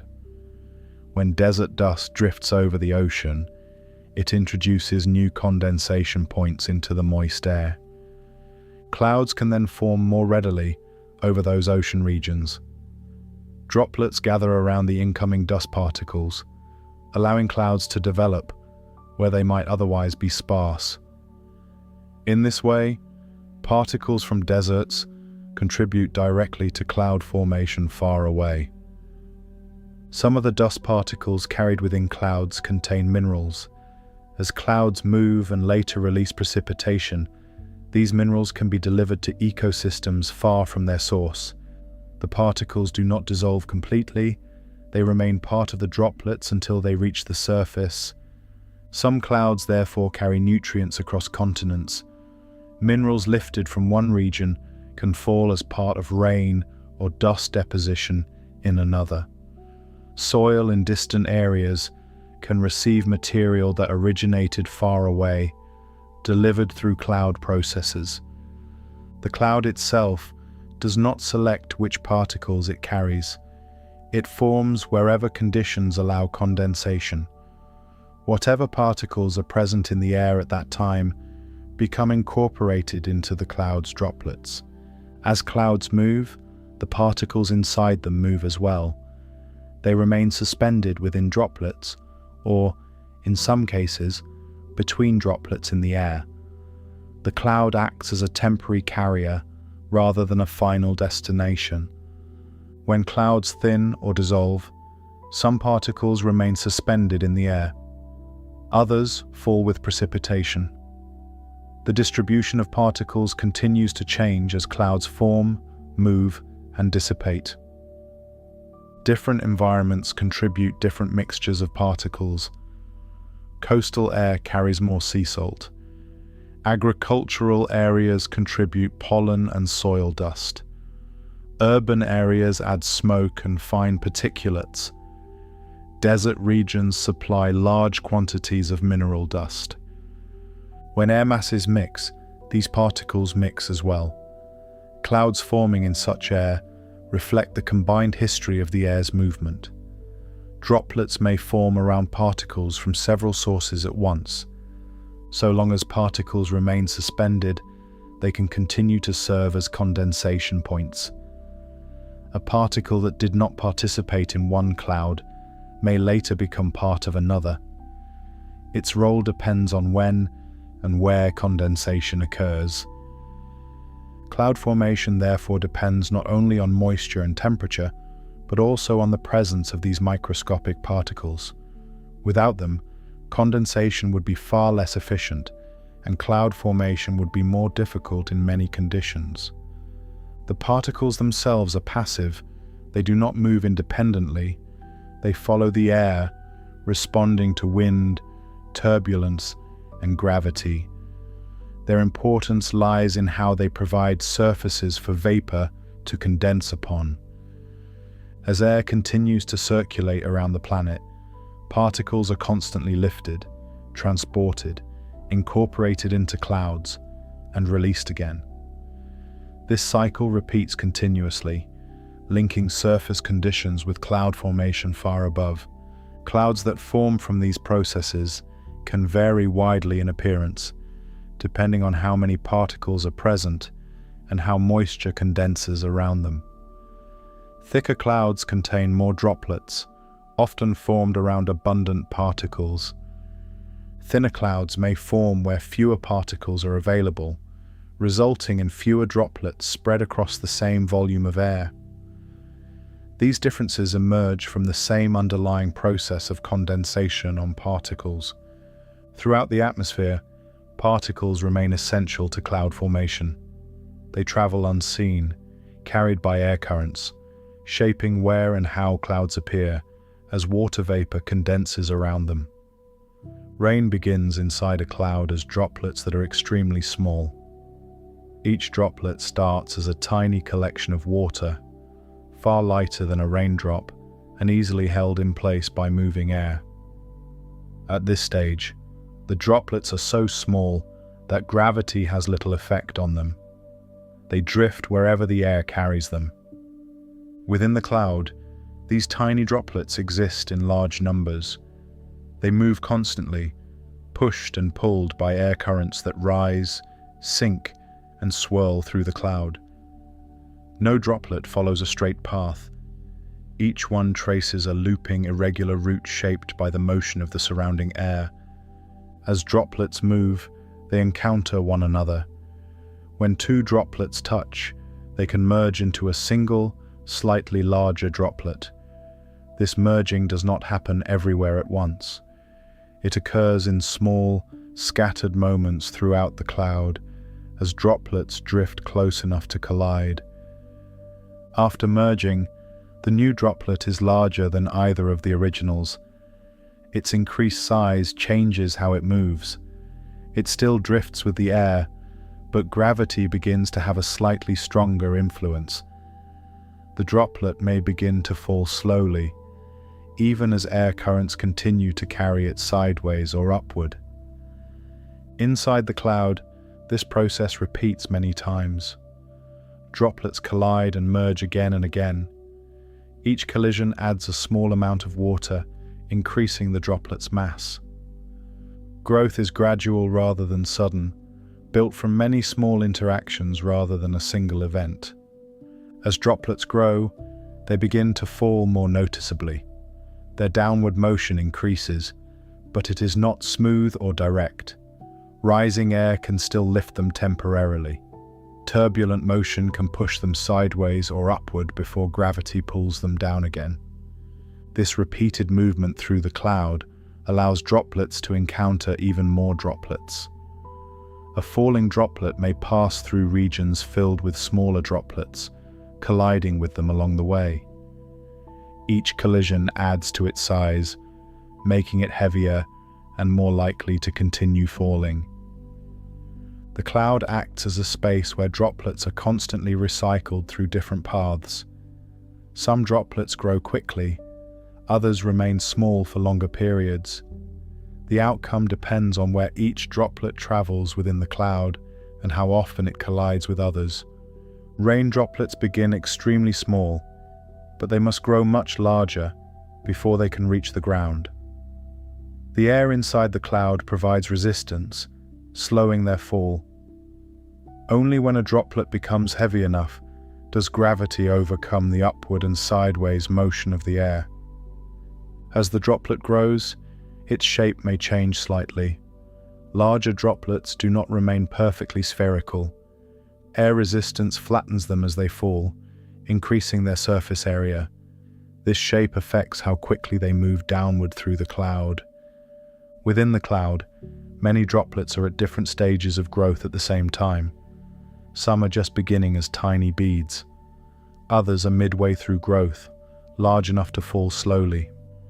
A smaller number have grown large enough to fall rapidly toward the cloud base. When a droplet reaches a size where gravity dominates, it begins a more direct descent. It still encounters air resistance, but it no longer remains suspended.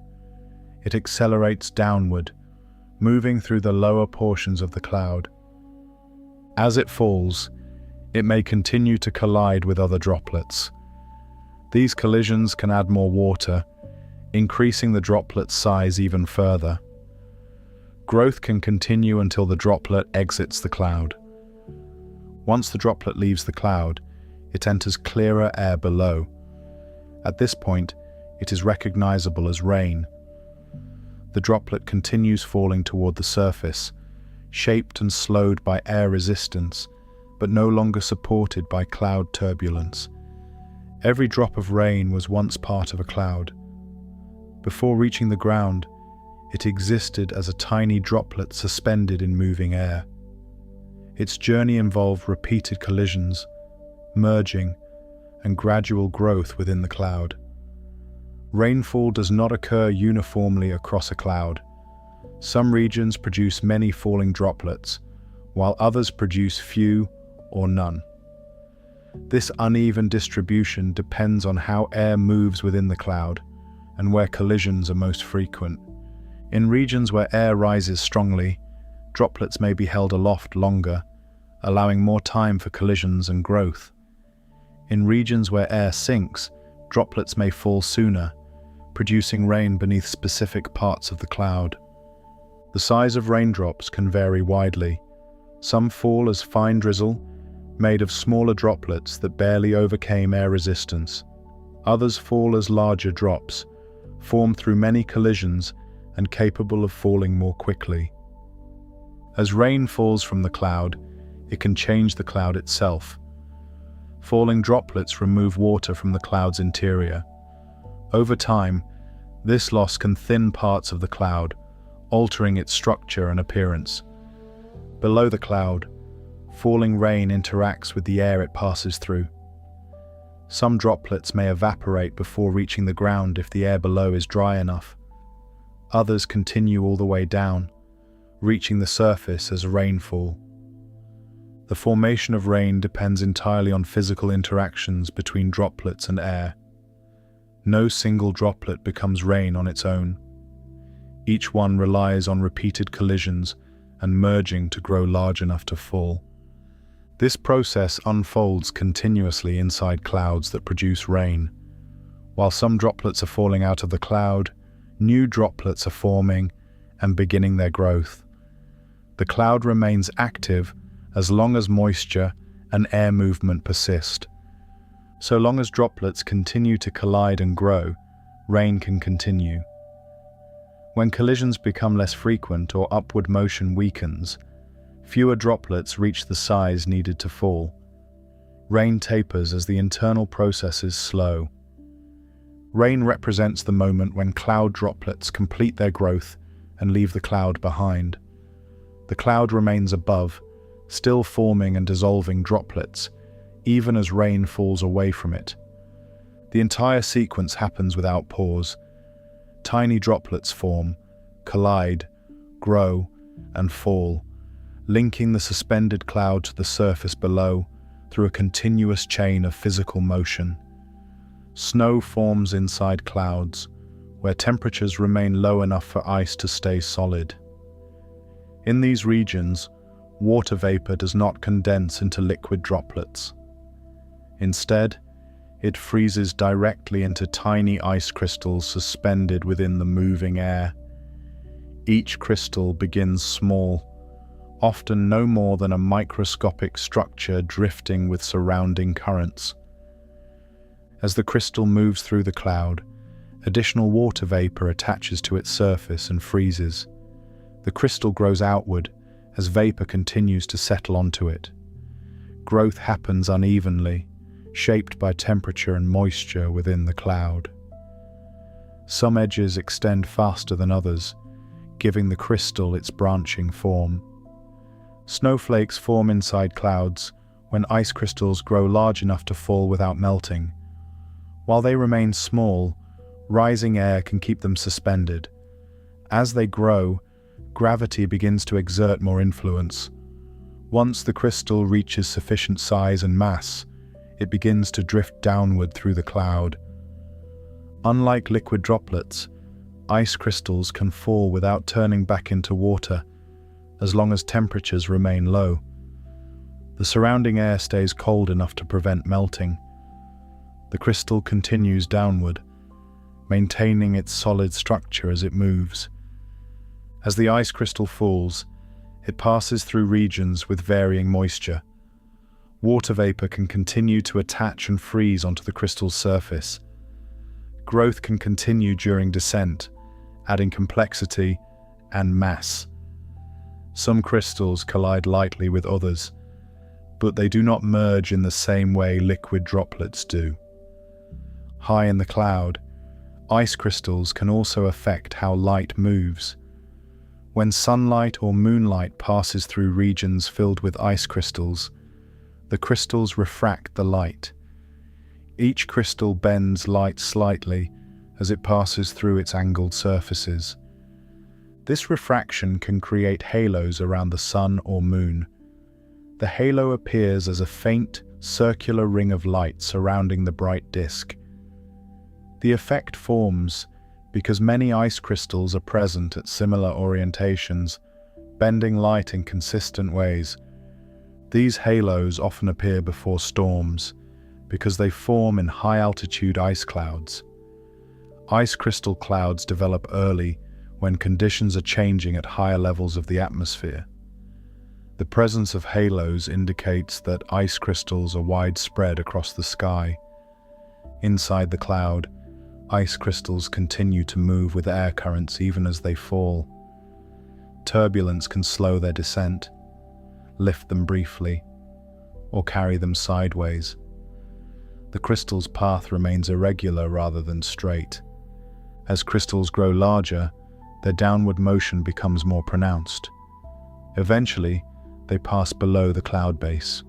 If the air beneath the cloud remains cold enough, the crystal continues downward unchanged. When the crystal reaches the ground without melting, it arrives as snow. Its shape reflects the growth it experienced inside the cloud, formed entirely by frozen vapor rather than liquid water. Snowfall can vary widely depending on conditions within the cloud. Some clouds release many crystals at once, producing steady snowfall. Others release fewer, creating lighter flurries. These differences depend on how ice crystals form and grow within the cloud. Not all ice crystals become snow. Some sublimate back into vapor if conditions change.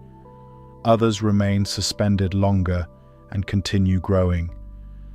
The balance between growth, movement, and temperature determines which crystals reach the surface. Within a single cloud, crystals exist at many stages of development at once. Some are newly formed and small. Others are mid-sized and drifting. A smaller number are large enough to fall steadily toward the ground. The formation of snow remains a physical process shaped by temperature, vapor, and motion. Ice crystals grow because vapor freezes onto them. They fall because gravity pulls on their increasing mass. Their survival as snow depends on remaining within cold air. So long as clouds contain regions cold enough for ice crystals to grow, snow formation can continue. The cloud remains active, with crystals forming, growing, and falling in overlapping cycles. The presence of ice crystals also influences how the cloud appears from the ground. Thin ice crystal clouds can appear bright and diffuse. Thicker regions can create visual effects, such as halos, signaling their composition. As crystals leave the cloud and fall, the cloud itself loses some of its material. New crystals may continue forming above, sustaining the process. Snowfall persists while the internal conditions remain supportive. Each snowflake's journey begins as vapor and ends as solid ice at the surface. That journey passes entirely through the cloud, shaped by freezing, growth, and motion rather than by melting or refreezing. Snow remains one of the clearest examples of how clouds produce solid precipitation directly from frozen vapor. The process unfolds quietly overhead, invisible until the crystals reach the ground. Hail forms inside strong storm clouds, where air moves vertically with force. Within these clouds, air does not rise gently or settle slowly. Instead, powerful updrafts lift material upward through large vertical distances, carrying particles into colder regions of the cloud. A hailstone begins as a small piece of ice. It may start as a frozen droplet or a tiny ice fragment already present within the cloud. At this early stage, the particle is light enough to be carried easily by rising air. The updraft lifts it upward, away from the lower parts of the cloud. As the particle rises, it enters colder air, where liquid water droplets remain suspended. These droplets can collide with the ice particle and freeze onto its surface. When this happens, a new layer of ice forms. The particle becomes slightly larger and heavier than before. Once the hailstone grows heavier, gravity begins to pull it downward. If the updraft weakens temporarily or shifts position, the hailstone can begin to fall. Its downward motion does not mean it will leave the cloud immediately. Instead, it often falls into regions where rising air is still present. When the falling hailstone encounters another strong updraft, it can be lifted upward again. This repeated cycling up and down within the cloud defines hail growth. Each upward journey carries the hailstone into cold regions, where more ice can form on its surface. Each downward journey brings the hailstone into regions with abundant liquid droplets. As it passes through these areas, additional droplets freeze onto the surface, adding another layer of ice. Over time, the hailstone develops a layered structure, with each cycle contributing a new frozen shell. The number of layers depends on how many times the hailstone is carried upward and then allowed to fall again. Some hailstones complete only a few cycles before falling out of the cloud. Others remain trapped within strong updrafts for longer periods, building many layers of ice. Strong storm clouds provide the conditions needed for this repeated movement. Updrafts must be powerful enough to lift growing hailstones against gravity. Without sustained upward motion, the hailstone would fall out of the cloud before gaining much size. Inside these storm clouds, air movement is not uniform. Different regions contain stronger or weaker updrafts. A hailstone's path depends on where it travels within the cloud. One hailstone may experience many cycles, while another falls out after only one or two. As layers build, the hailstone's surface becomes uneven. Each frozen layer may trap small air bubbles or imperfections, reflecting the conditions present during that cycle. These layers record the hailstone's movement through different parts of the cloud. As the hailstone grows, it becomes harder for updrafts to lift it. Each added layer increases mass. Eventually, even the strongest upward currents can no longer support it. When this happens, the hailstone begins a sustained descent. The fall from the cloud can be rapid. Once free of upward support, gravity pulls the hailstone downward through the lower parts of the cloud and into the air below. The hailstone remains solid as long as surrounding temperatures are low enough. Hail is associated with severe storms because the conditions required to form it involve strong vertical motion. These same conditions drive intense cloud development. The presence of hail indicates that the storm cloud contains powerful updrafts capable of cycling ice repeatedly. Within the cloud, multiple hailstones can form at once. Each follows its own path through rising and falling air.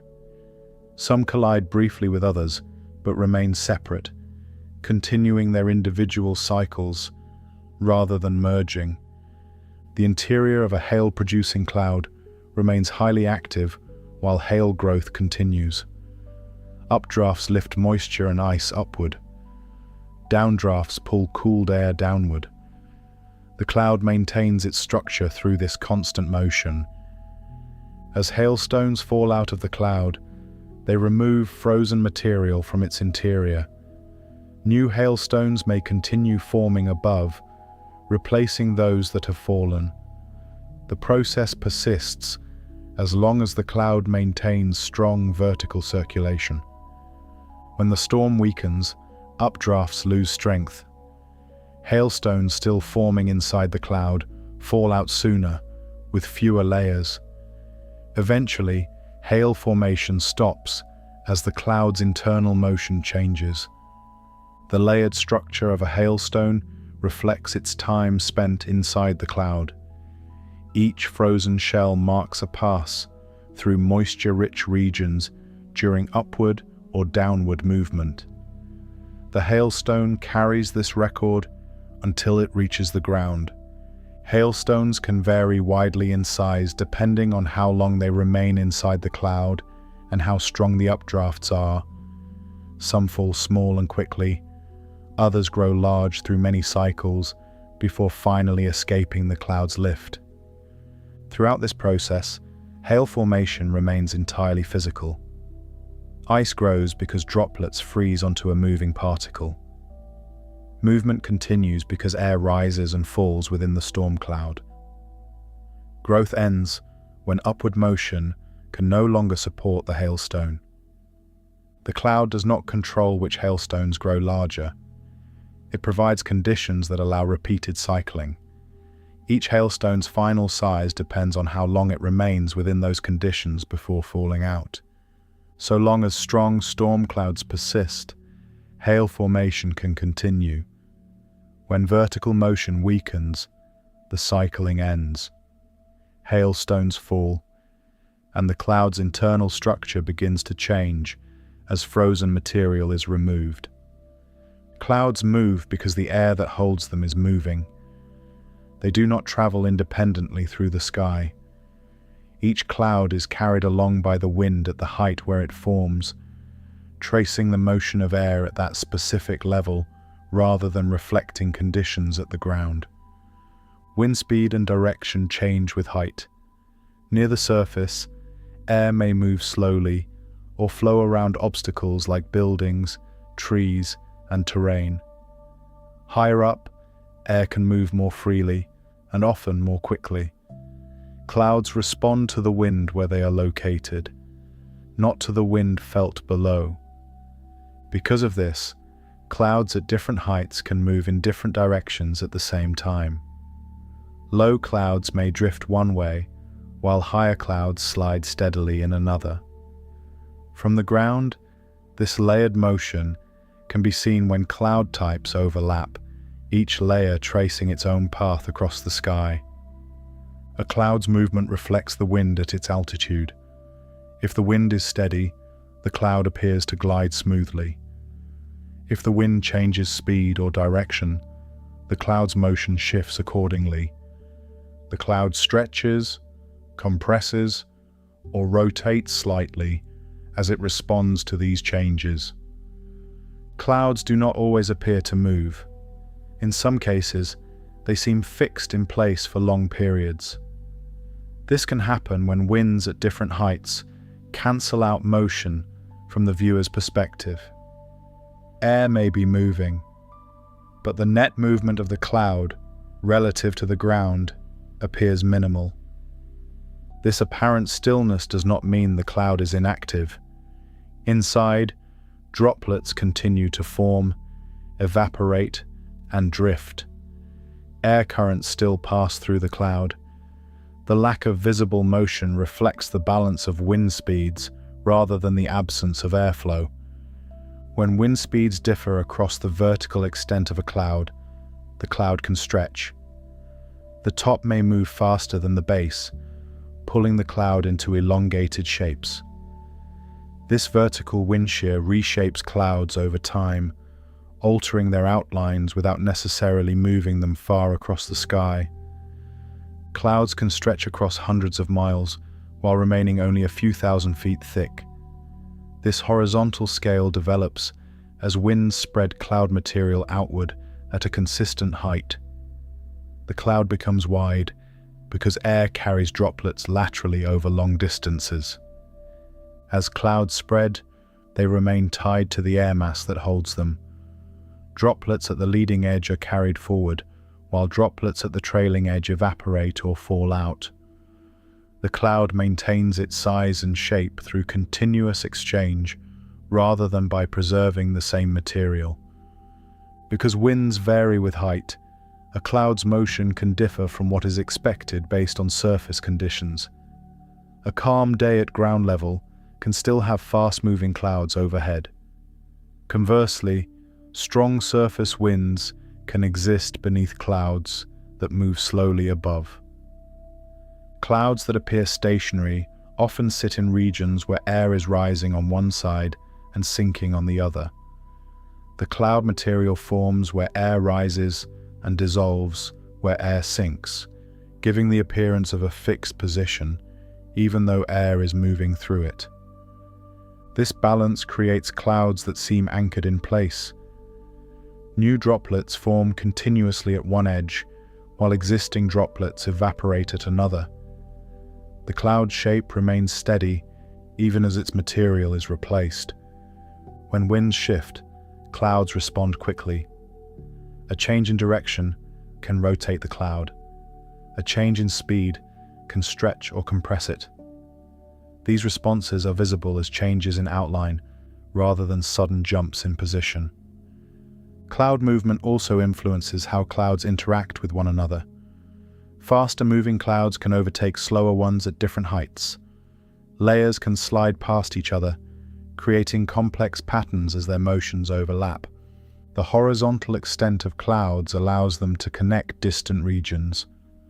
A cloud that stretches across hundreds of miles can cover multiple landscapes at once. Its movement links those areas through the same air mass. As clouds travel, they carry moisture along with them.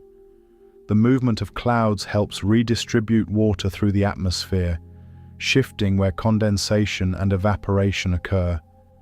This redistribution happens as part of the cloud's motion, rather than as a separate process. Because clouds are shaped by wind, their edges rarely remain fixed.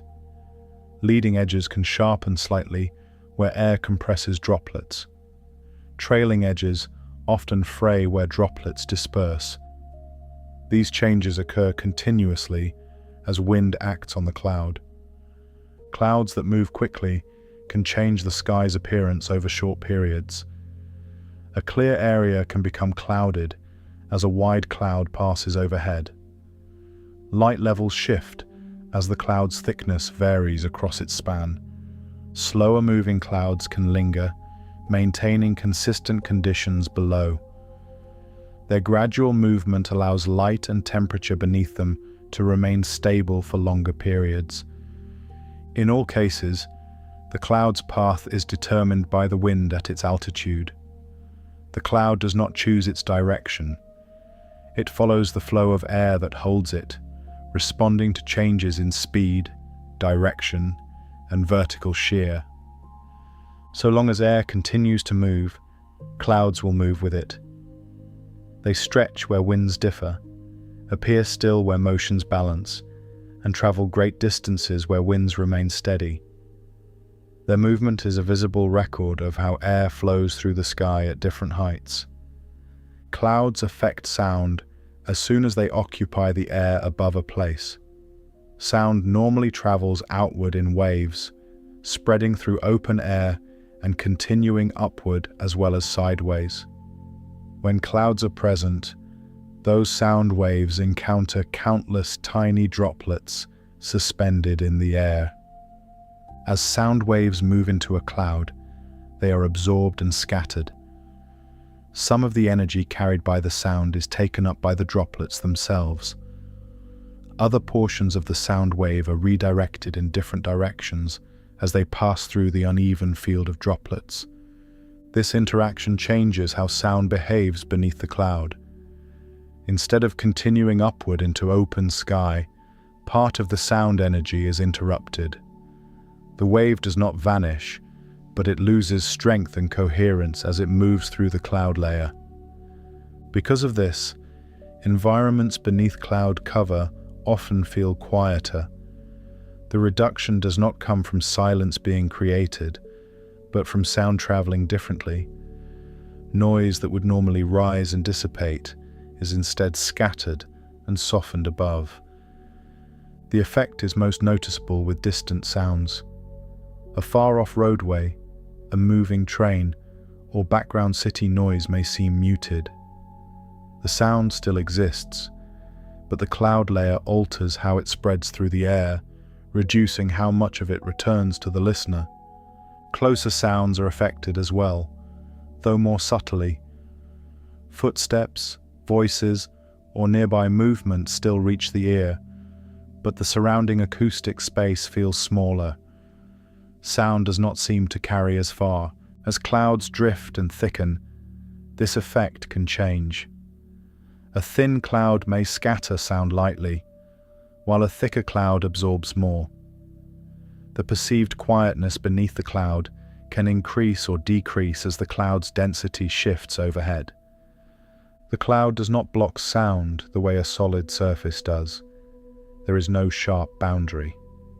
Instead, the scattering happens gradually across the cloud's depth. Sound waves lose energy in small amounts as they interact with droplets along their path. At night, clouds interact with light in a different way. Artificial light from cities normally spreads outward and upward into the sky. In clear conditions, much of that light escapes into space. When clouds are present, that upward-moving light meets the cloud layer. Cloud droplets reflect city lights back toward the ground. Light that would have traveled upward is redirected downward and sideways. The cloud acts as a reflective surface, though uneven and diffuse rather than smooth. As a result, urban skies glow under cloud cover. The light does not appear as a sharp reflection. Instead, it spreads across the underside of the cloud, creating a broad, luminous ceiling above the city. The color of this glow depends on the type of lighting used below. White, yellow, or orange tones spread across the cloud base, tinting the sky. The cloud itself remains invisible as an object, but its presence is revealed by the reflected light. This reflected glow increases overall brightness at night. Streets, buildings, and open areas appear more illuminated, even without changes in ground-level lighting. The cloud redistributes existing light rather than creating new light. Because the light is scattered across the cloud, shadows become less defined. Light arrives from above and from multiple angles. The environment feels evenly lit rather than sharply contrasted. As clouds move or thicken, the brightness of the glow can change. A thicker cloud reflects more light back downward, increasing the glow. A thinner cloud allows more light to escape upward, reducing the effect. Under heavy cloud cover, the sky can appear brighter at night than it does on a clear night. This is especially noticeable in cities and towns where artificial lighting is widespread. The same reflection that creates the glow also hides stars. Light from stars travels vast distances to reach Earth. When that light meets cloud droplets, it is scattered before reaching the ground. Clouds block the direct path between stars and the observer. Instead of passing through clear air, starlight is redirected and diffused by the cloud layer. The individual points of light become blurred and faint. Even thin clouds can reduce star visibility. A few scattered droplets are enough to scatter starlight, making stars appear dimmer or disappear entirely. Thicker clouds block starlight almost completely. At the same time, reflected city light brightens the sky background. The contrast between stars and sky decreases. Stars that might still be present become harder to distinguish against the glowing cloud cover. This effect does not depend on clouds emitting light. The clouds only reflect and scatter light that already exists. Their role is passive, shaped by their position and composition, rather than by any internal source. In rural areas, with little artificial lighting, clouds still obscure stars, but the sky does not glow as brightly. The cloud layer appears dark, rather than illuminated. Even there, star visibility drops as starlight is scattered. As clouds shift and break, stars can appear and disappear rapidly. A gap in the cloud layer allows starlight to pass through clearly for a moment. As the cloud moves back into place, the stars fade again. The combination of altered sound and altered light changes how an environment feels beneath cloud cover. Sound feels contained. Light feels redistributed. These changes happen without the cloud touching the ground. Clouds influence both senses through the same basic mechanism. Countless droplets suspended in air interact with waves passing through them, whether those waves carry sound or light. So long as the cloud remains overhead, these interactions continue. Sound waves scatter and lose energy. Artificial light reflects downward. Starlight is diffused and blocked. When the cloud thins or moves away, the effects reverse. Sound travels farther upward. Artificial light escapes more easily into the sky. Stars regain contrast and visibility. The environment beneath the cloud responds immediately. The shift can happen quietly, without wind or rain, as the cloud layer changes position or density. Throughout this process, the cloud remains an invisible influence rather than a solid presence. Its effects are noticed through changes in sound and light, rather than through physical contact. While air continues to move, the cloud's influence drifts with it. Quietness and glow shift across the landscape, following the cloud as it passes overhead. Clouds influence temperature by changing how energy moves between Earth and space. During the day, sunlight travels downward toward the surface. When clouds are present, part of that sunlight does not reach the ground directly. Clouds reflect sunlight back upward. As sunlight strikes the cloud, droplets scatter a portion of that energy away from the surface. Less direct solar energy reaches the ground beneath the cloud compared to clear conditions. This reflection limits how much the surface can warm. Areas under cloud cover often heat more slowly during the day because incoming sunlight is reduced. The cloud does not remove heat that is already present. It limits additional energy from arriving. The strength of this effect depends on cloud thickness and coverage. Thicker clouds reflect more sunlight. Thinner clouds allow more sunlight to pass through. As clouds move and change density, the amount of reflected energy changes as well. In clear conditions, sunlight reaches the surface more directly. Ground, buildings, and water absorb that energy and warm. When clouds interrupt this process, warming slows. Temperatures beneath clouds tend to rise less quickly. At night, the direction of energy flow reverses. Instead of energy arriving from the sun, the surface releases heat upward. Warm ground emits energy back into the atmosphere as it cools.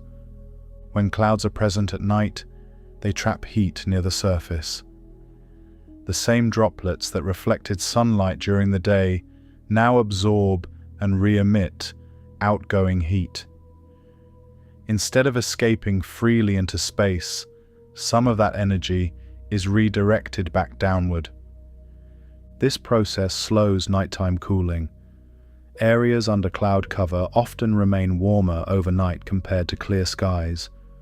The cloud acts as a barrier to heat loss rather than a source of heat.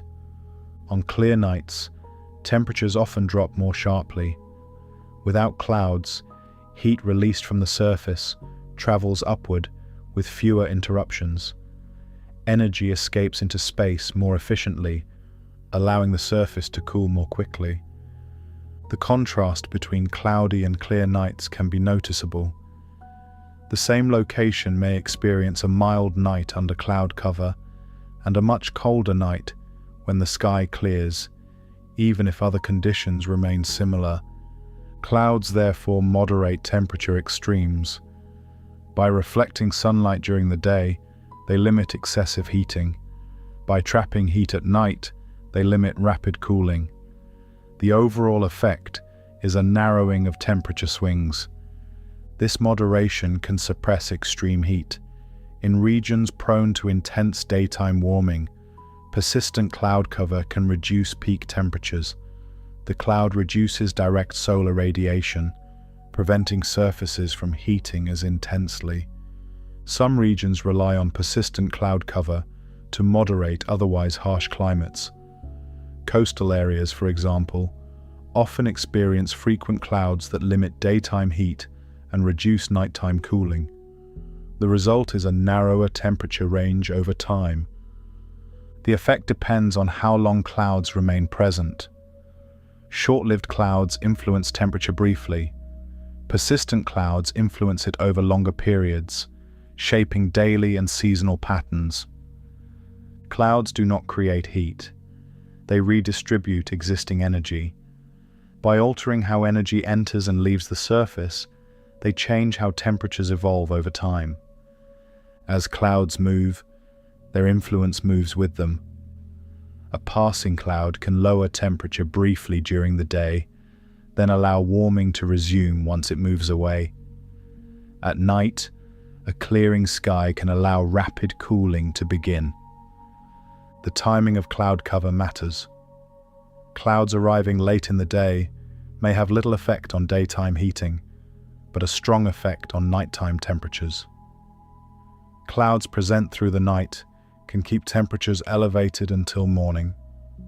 Different cloud types influence temperature differently based on thickness and altitude. Thick, low clouds are especially effective at trapping heat at night. Thin, high clouds may reflect less sunlight during the day, but still slow heat loss after sunset.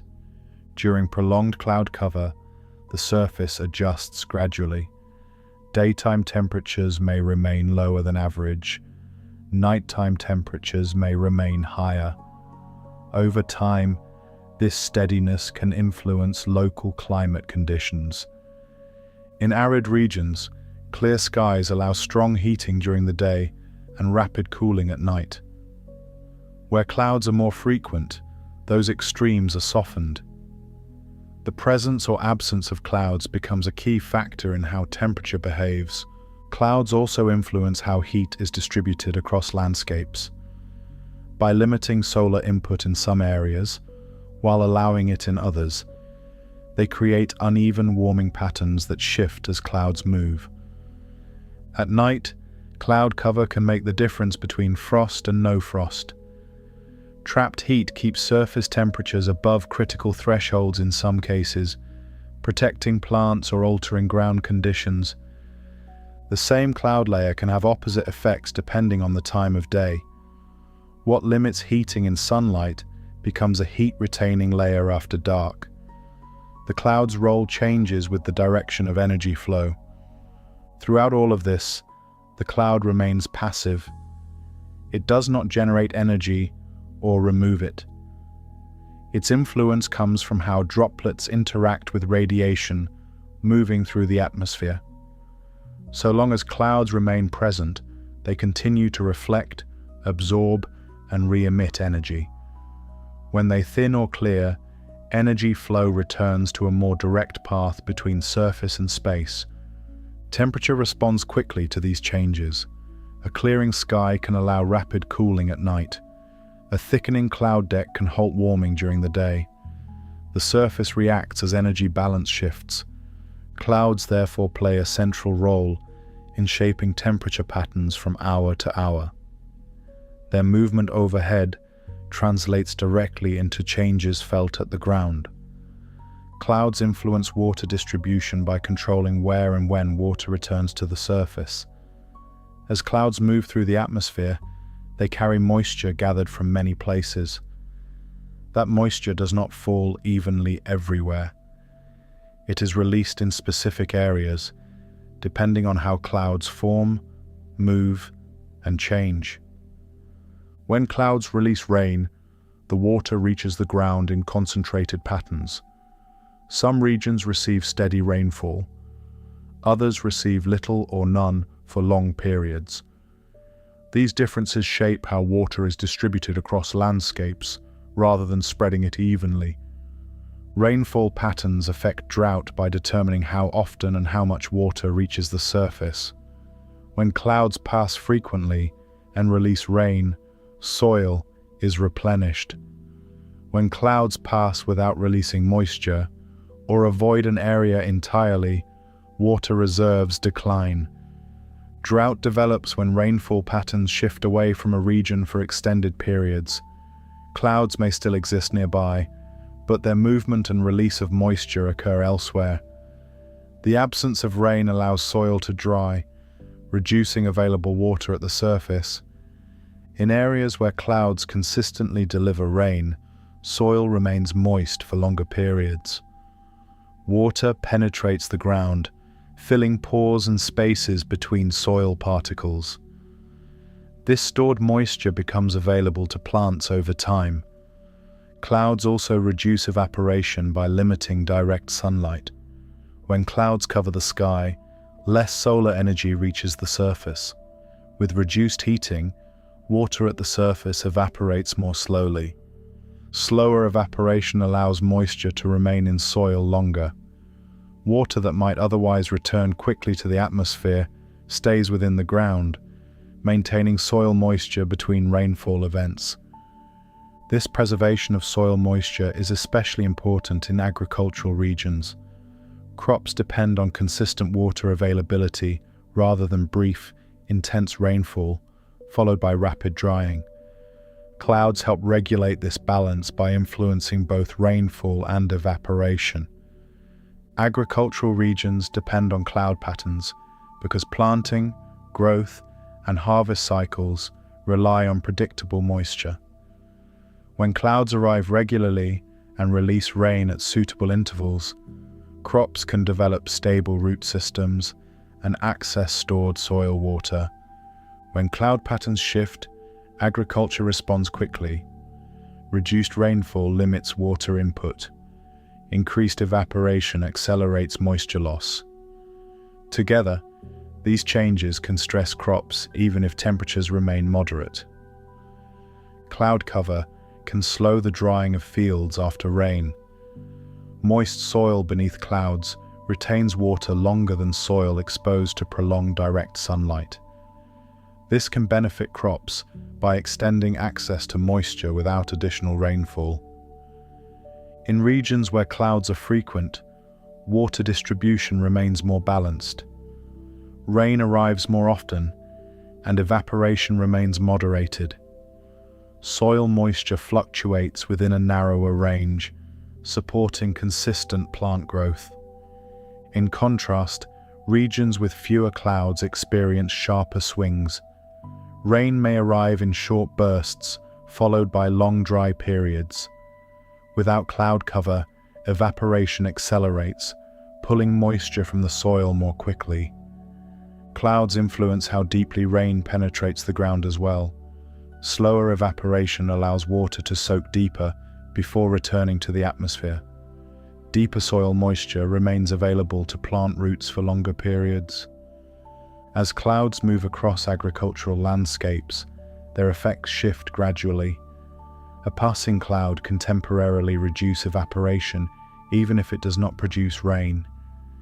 This brief reduction can still preserve surface moisture. Over time, repeated cloud cover contributes to long-term soil moisture retention. Each period of reduced evaporation adds to the water stored below the surface. This cumulative effect supports crops between rainfall events. Rainfall patterns also determine how water moves across the surface. Steady rain allows water to infiltrate soil. Intense rainfall over short periods can overwhelm the ground, leading to runoff rather than absorption. Cloud behavior influences which pattern occurs. When clouds release rain gently and over extended periods, water enters the soil more efficiently. When rain falls heavily and briefly, water may flow away instead of soaking in. Cloud structure and movement shape these outcomes. Drought does not begin instantly. It develops as cloud patterns shift gradually. Fewer rain-producing clouds pass overhead. Clear periods lengthen. Evaporation outpaces replenishment. Soil moisture declines step by step. Clouds can delay this process by reducing evaporation even when rainfall decreases. Persistent cloud cover without rain can still slow moisture loss, buying time before drought conditions intensify.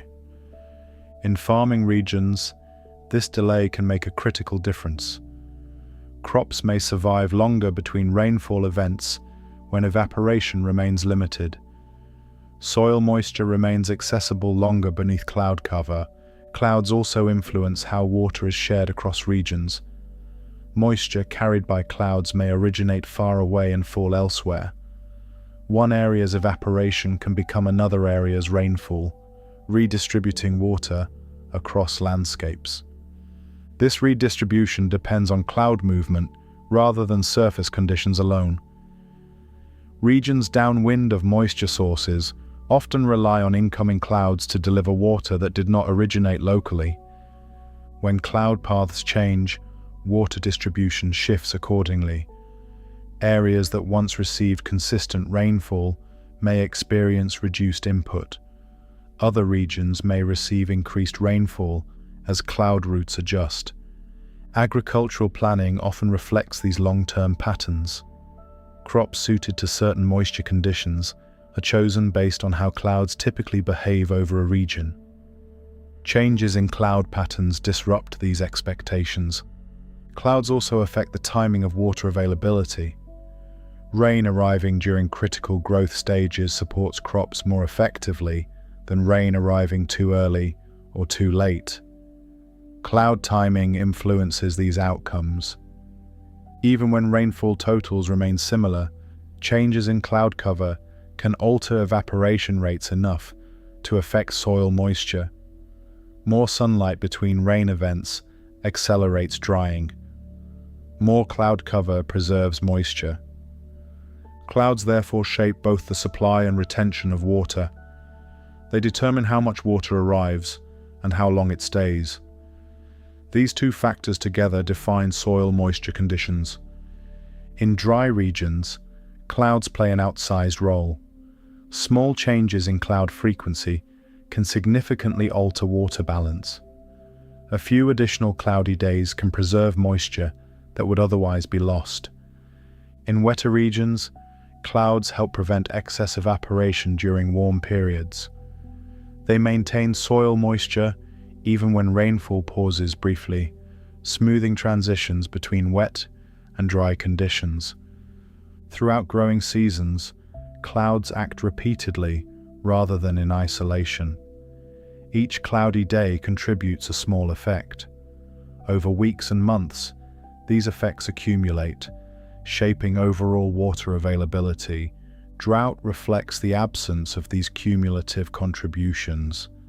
Reduced rainfall combined with increased evaporation steadily removes moisture from the soil.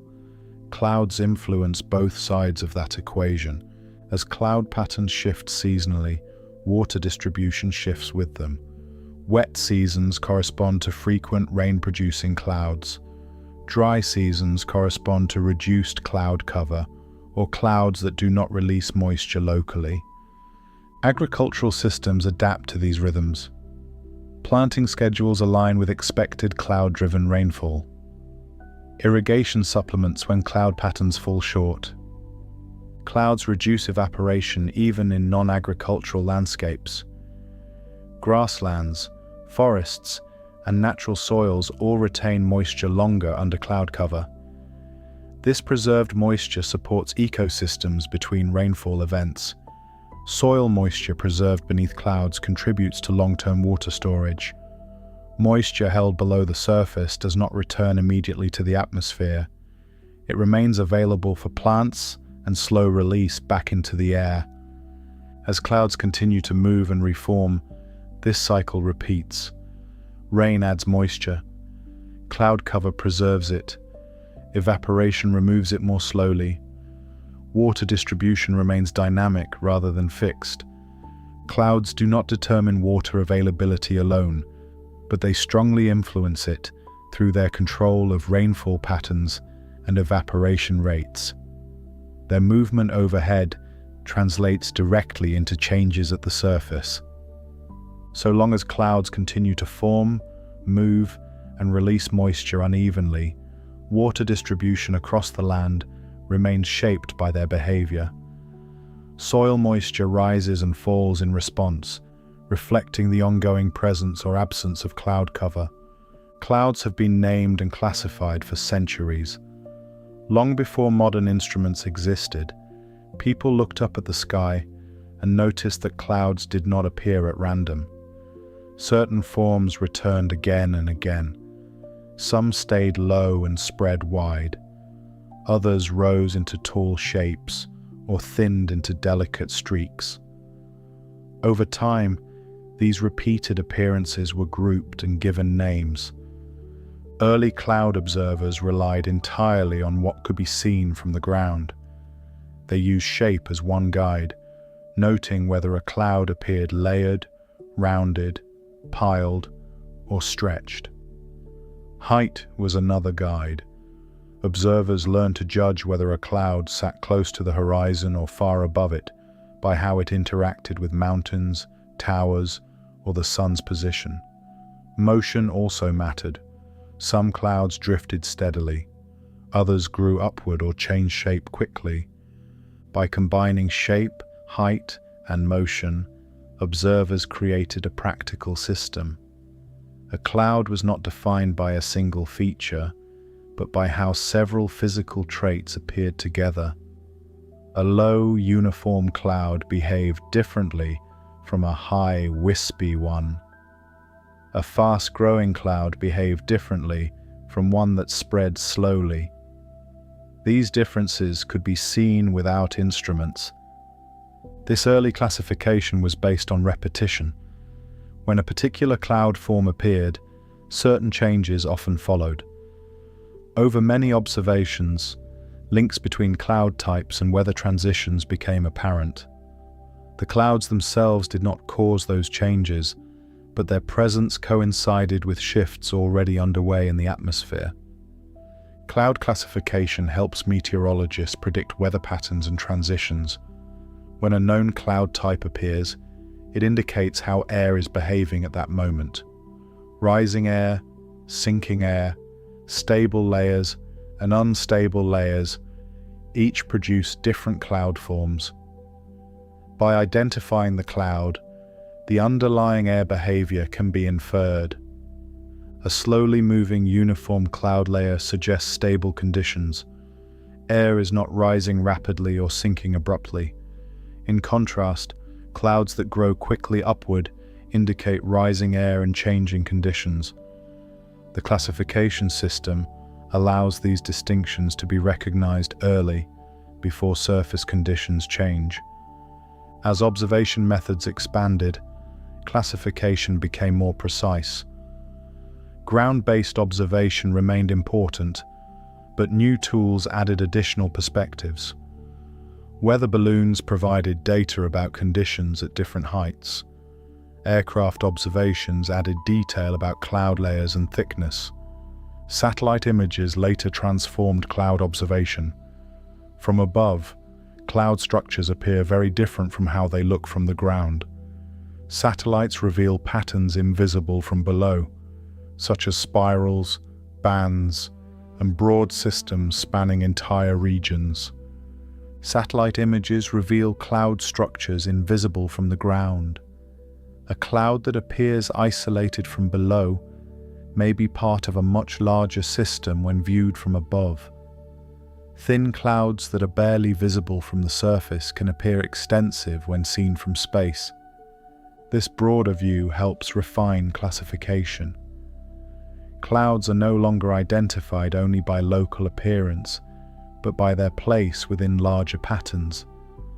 Movement across continents, interactions between cloud layers, and the organization of entire weather systems become visible. Despite these advances, the core principles of classification remain the same. Shape, height, and motion are still central. Satellites extend observation, but they do not replace the need to understand physical cloud behavior. Clouds are key indicators of atmospheric stability or instability. Stable air resists vertical motion. Clouds formed in stable air tend to spread out and remain layered. Unstable air encourages rising motion. Clouds formed in unstable air tend to grow upward and change rapidly. By identifying cloud type, observers gain insight into whether the atmosphere is stable or unstable at that time. This information helps anticipate whether conditions are likely to remain steady or shift. When clouds show rapid growth or vertical development, they indicate rising air and increasing instability. When clouds remain flat and uniform, they indicate that vertical movement is limited. These signals appear before rain, wind, or temperature changes reach the surface. Classification therefore acts as an early indicator. It does not predict exact outcomes, but it narrows the range of possibilities. The sky provides information in advance through cloud form and behavior. Over time, classification systems have been refined rather than replaced. New cloud varieties have been identified. Boundaries between categories have been clarified. Yet the system still rests on physical observation rather than abstract theory. Clouds are grouped because they behave in consistent ways under similar conditions. That consistency allows classification to remain useful across different regions and climates. A cloud observed in one place can be recognized elsewhere because the underlying processes are the same. Satellite observation adds another layer to this understanding. It allows meteorologists to track cloud systems continuously, observing how classified cloud types evolve over time. Transitions from one type to another can be followed across hours and days. These transitions often mark changes in atmospheric stability. A shift from layered clouds to vertically growing clouds signals increasing instability. A return to uniform layers signals stabilization. Classification provides a language for describing these changes. From the ground, clouds remain the most immediate indicator available. Without instruments, a trained observer can still read the sky by recognizing cloud types and their behavior. This skill relies on the same principles used centuries ago. Modern forecasting combines these observations with data from satellites and models. Classification remains the bridge between what is seen and what is measured.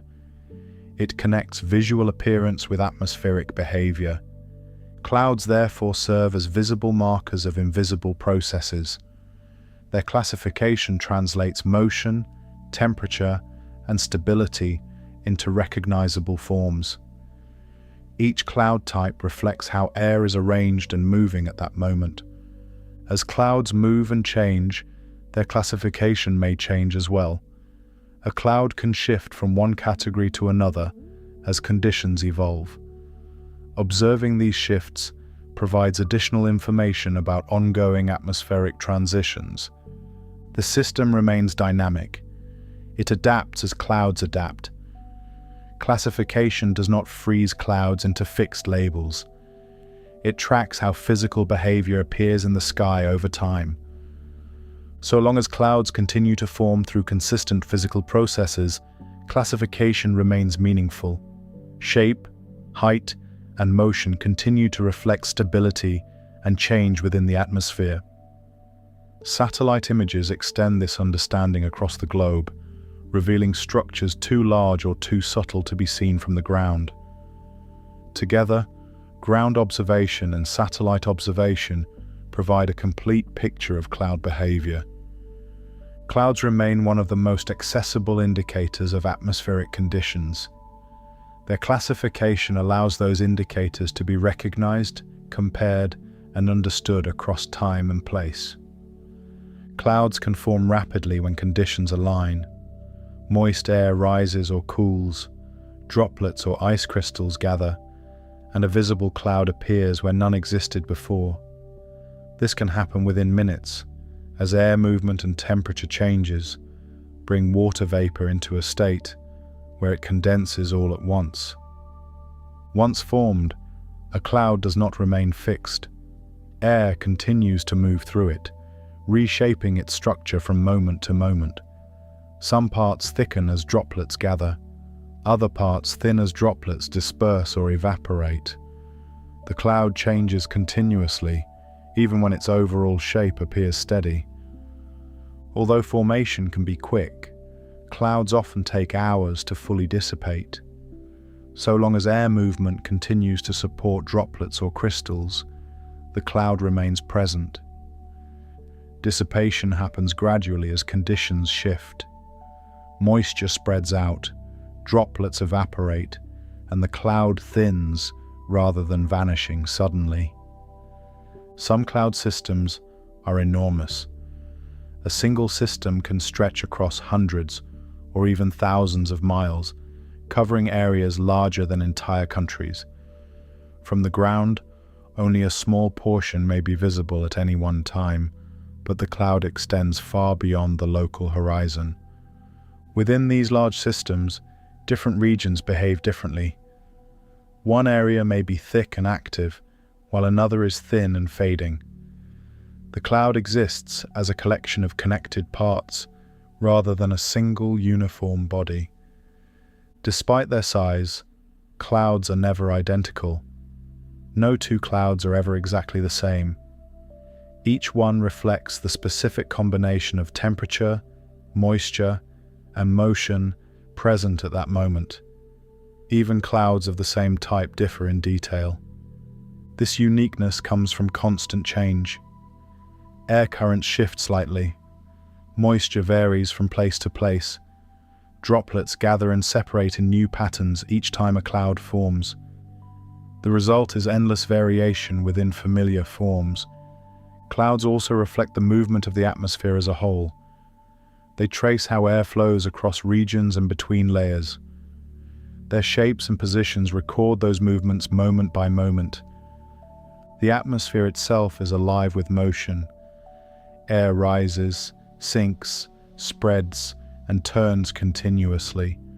Clouds exist only because this movement persists. Without it, droplets would either fall or evaporate, and clouds would not remain visible. As clouds drift, form, and dissolve, they reveal this ongoing activity. A clear sky does not mean stillness. It means that conditions do not currently support visible condensation. The motion continues regardless. Large cloud systems show this most clearly. Their scale reveals how far-reaching atmospheric motion can be. A system spanning a continent reflects coordinated movement across vast distances rather than isolated events. Within those systems, smaller clouds appear and disappear. Some form quickly and fade within an hour. Others persist for much longer, reshaped repeatedly as air continues to move through them. The life of a cloud therefore exists on multiple timescales at once. Formation can be rapid. Dissipation can be slow. Movement can span minutes or days. All of it is governed by the same physical processes acting continuously. As clouds take hours to dissipate, their remnants often remain visible long after active formation has ended. Thin veils spread outward, edges soften. What was once dense becomes diffuse as moisture disperses. Even during dissipation, the cloud is not static. Droplets continue to evaporate. Air continues to carry remaining moisture away. The cloud thins until it blends back into the surrounding sky. Because clouds are temporary, their presence marks a moment rather than a state. Each cloud represents a brief arrangement of conditions that will not repeat in exactly the same way. This transience applies to clouds of every scale. A small patch dissolves.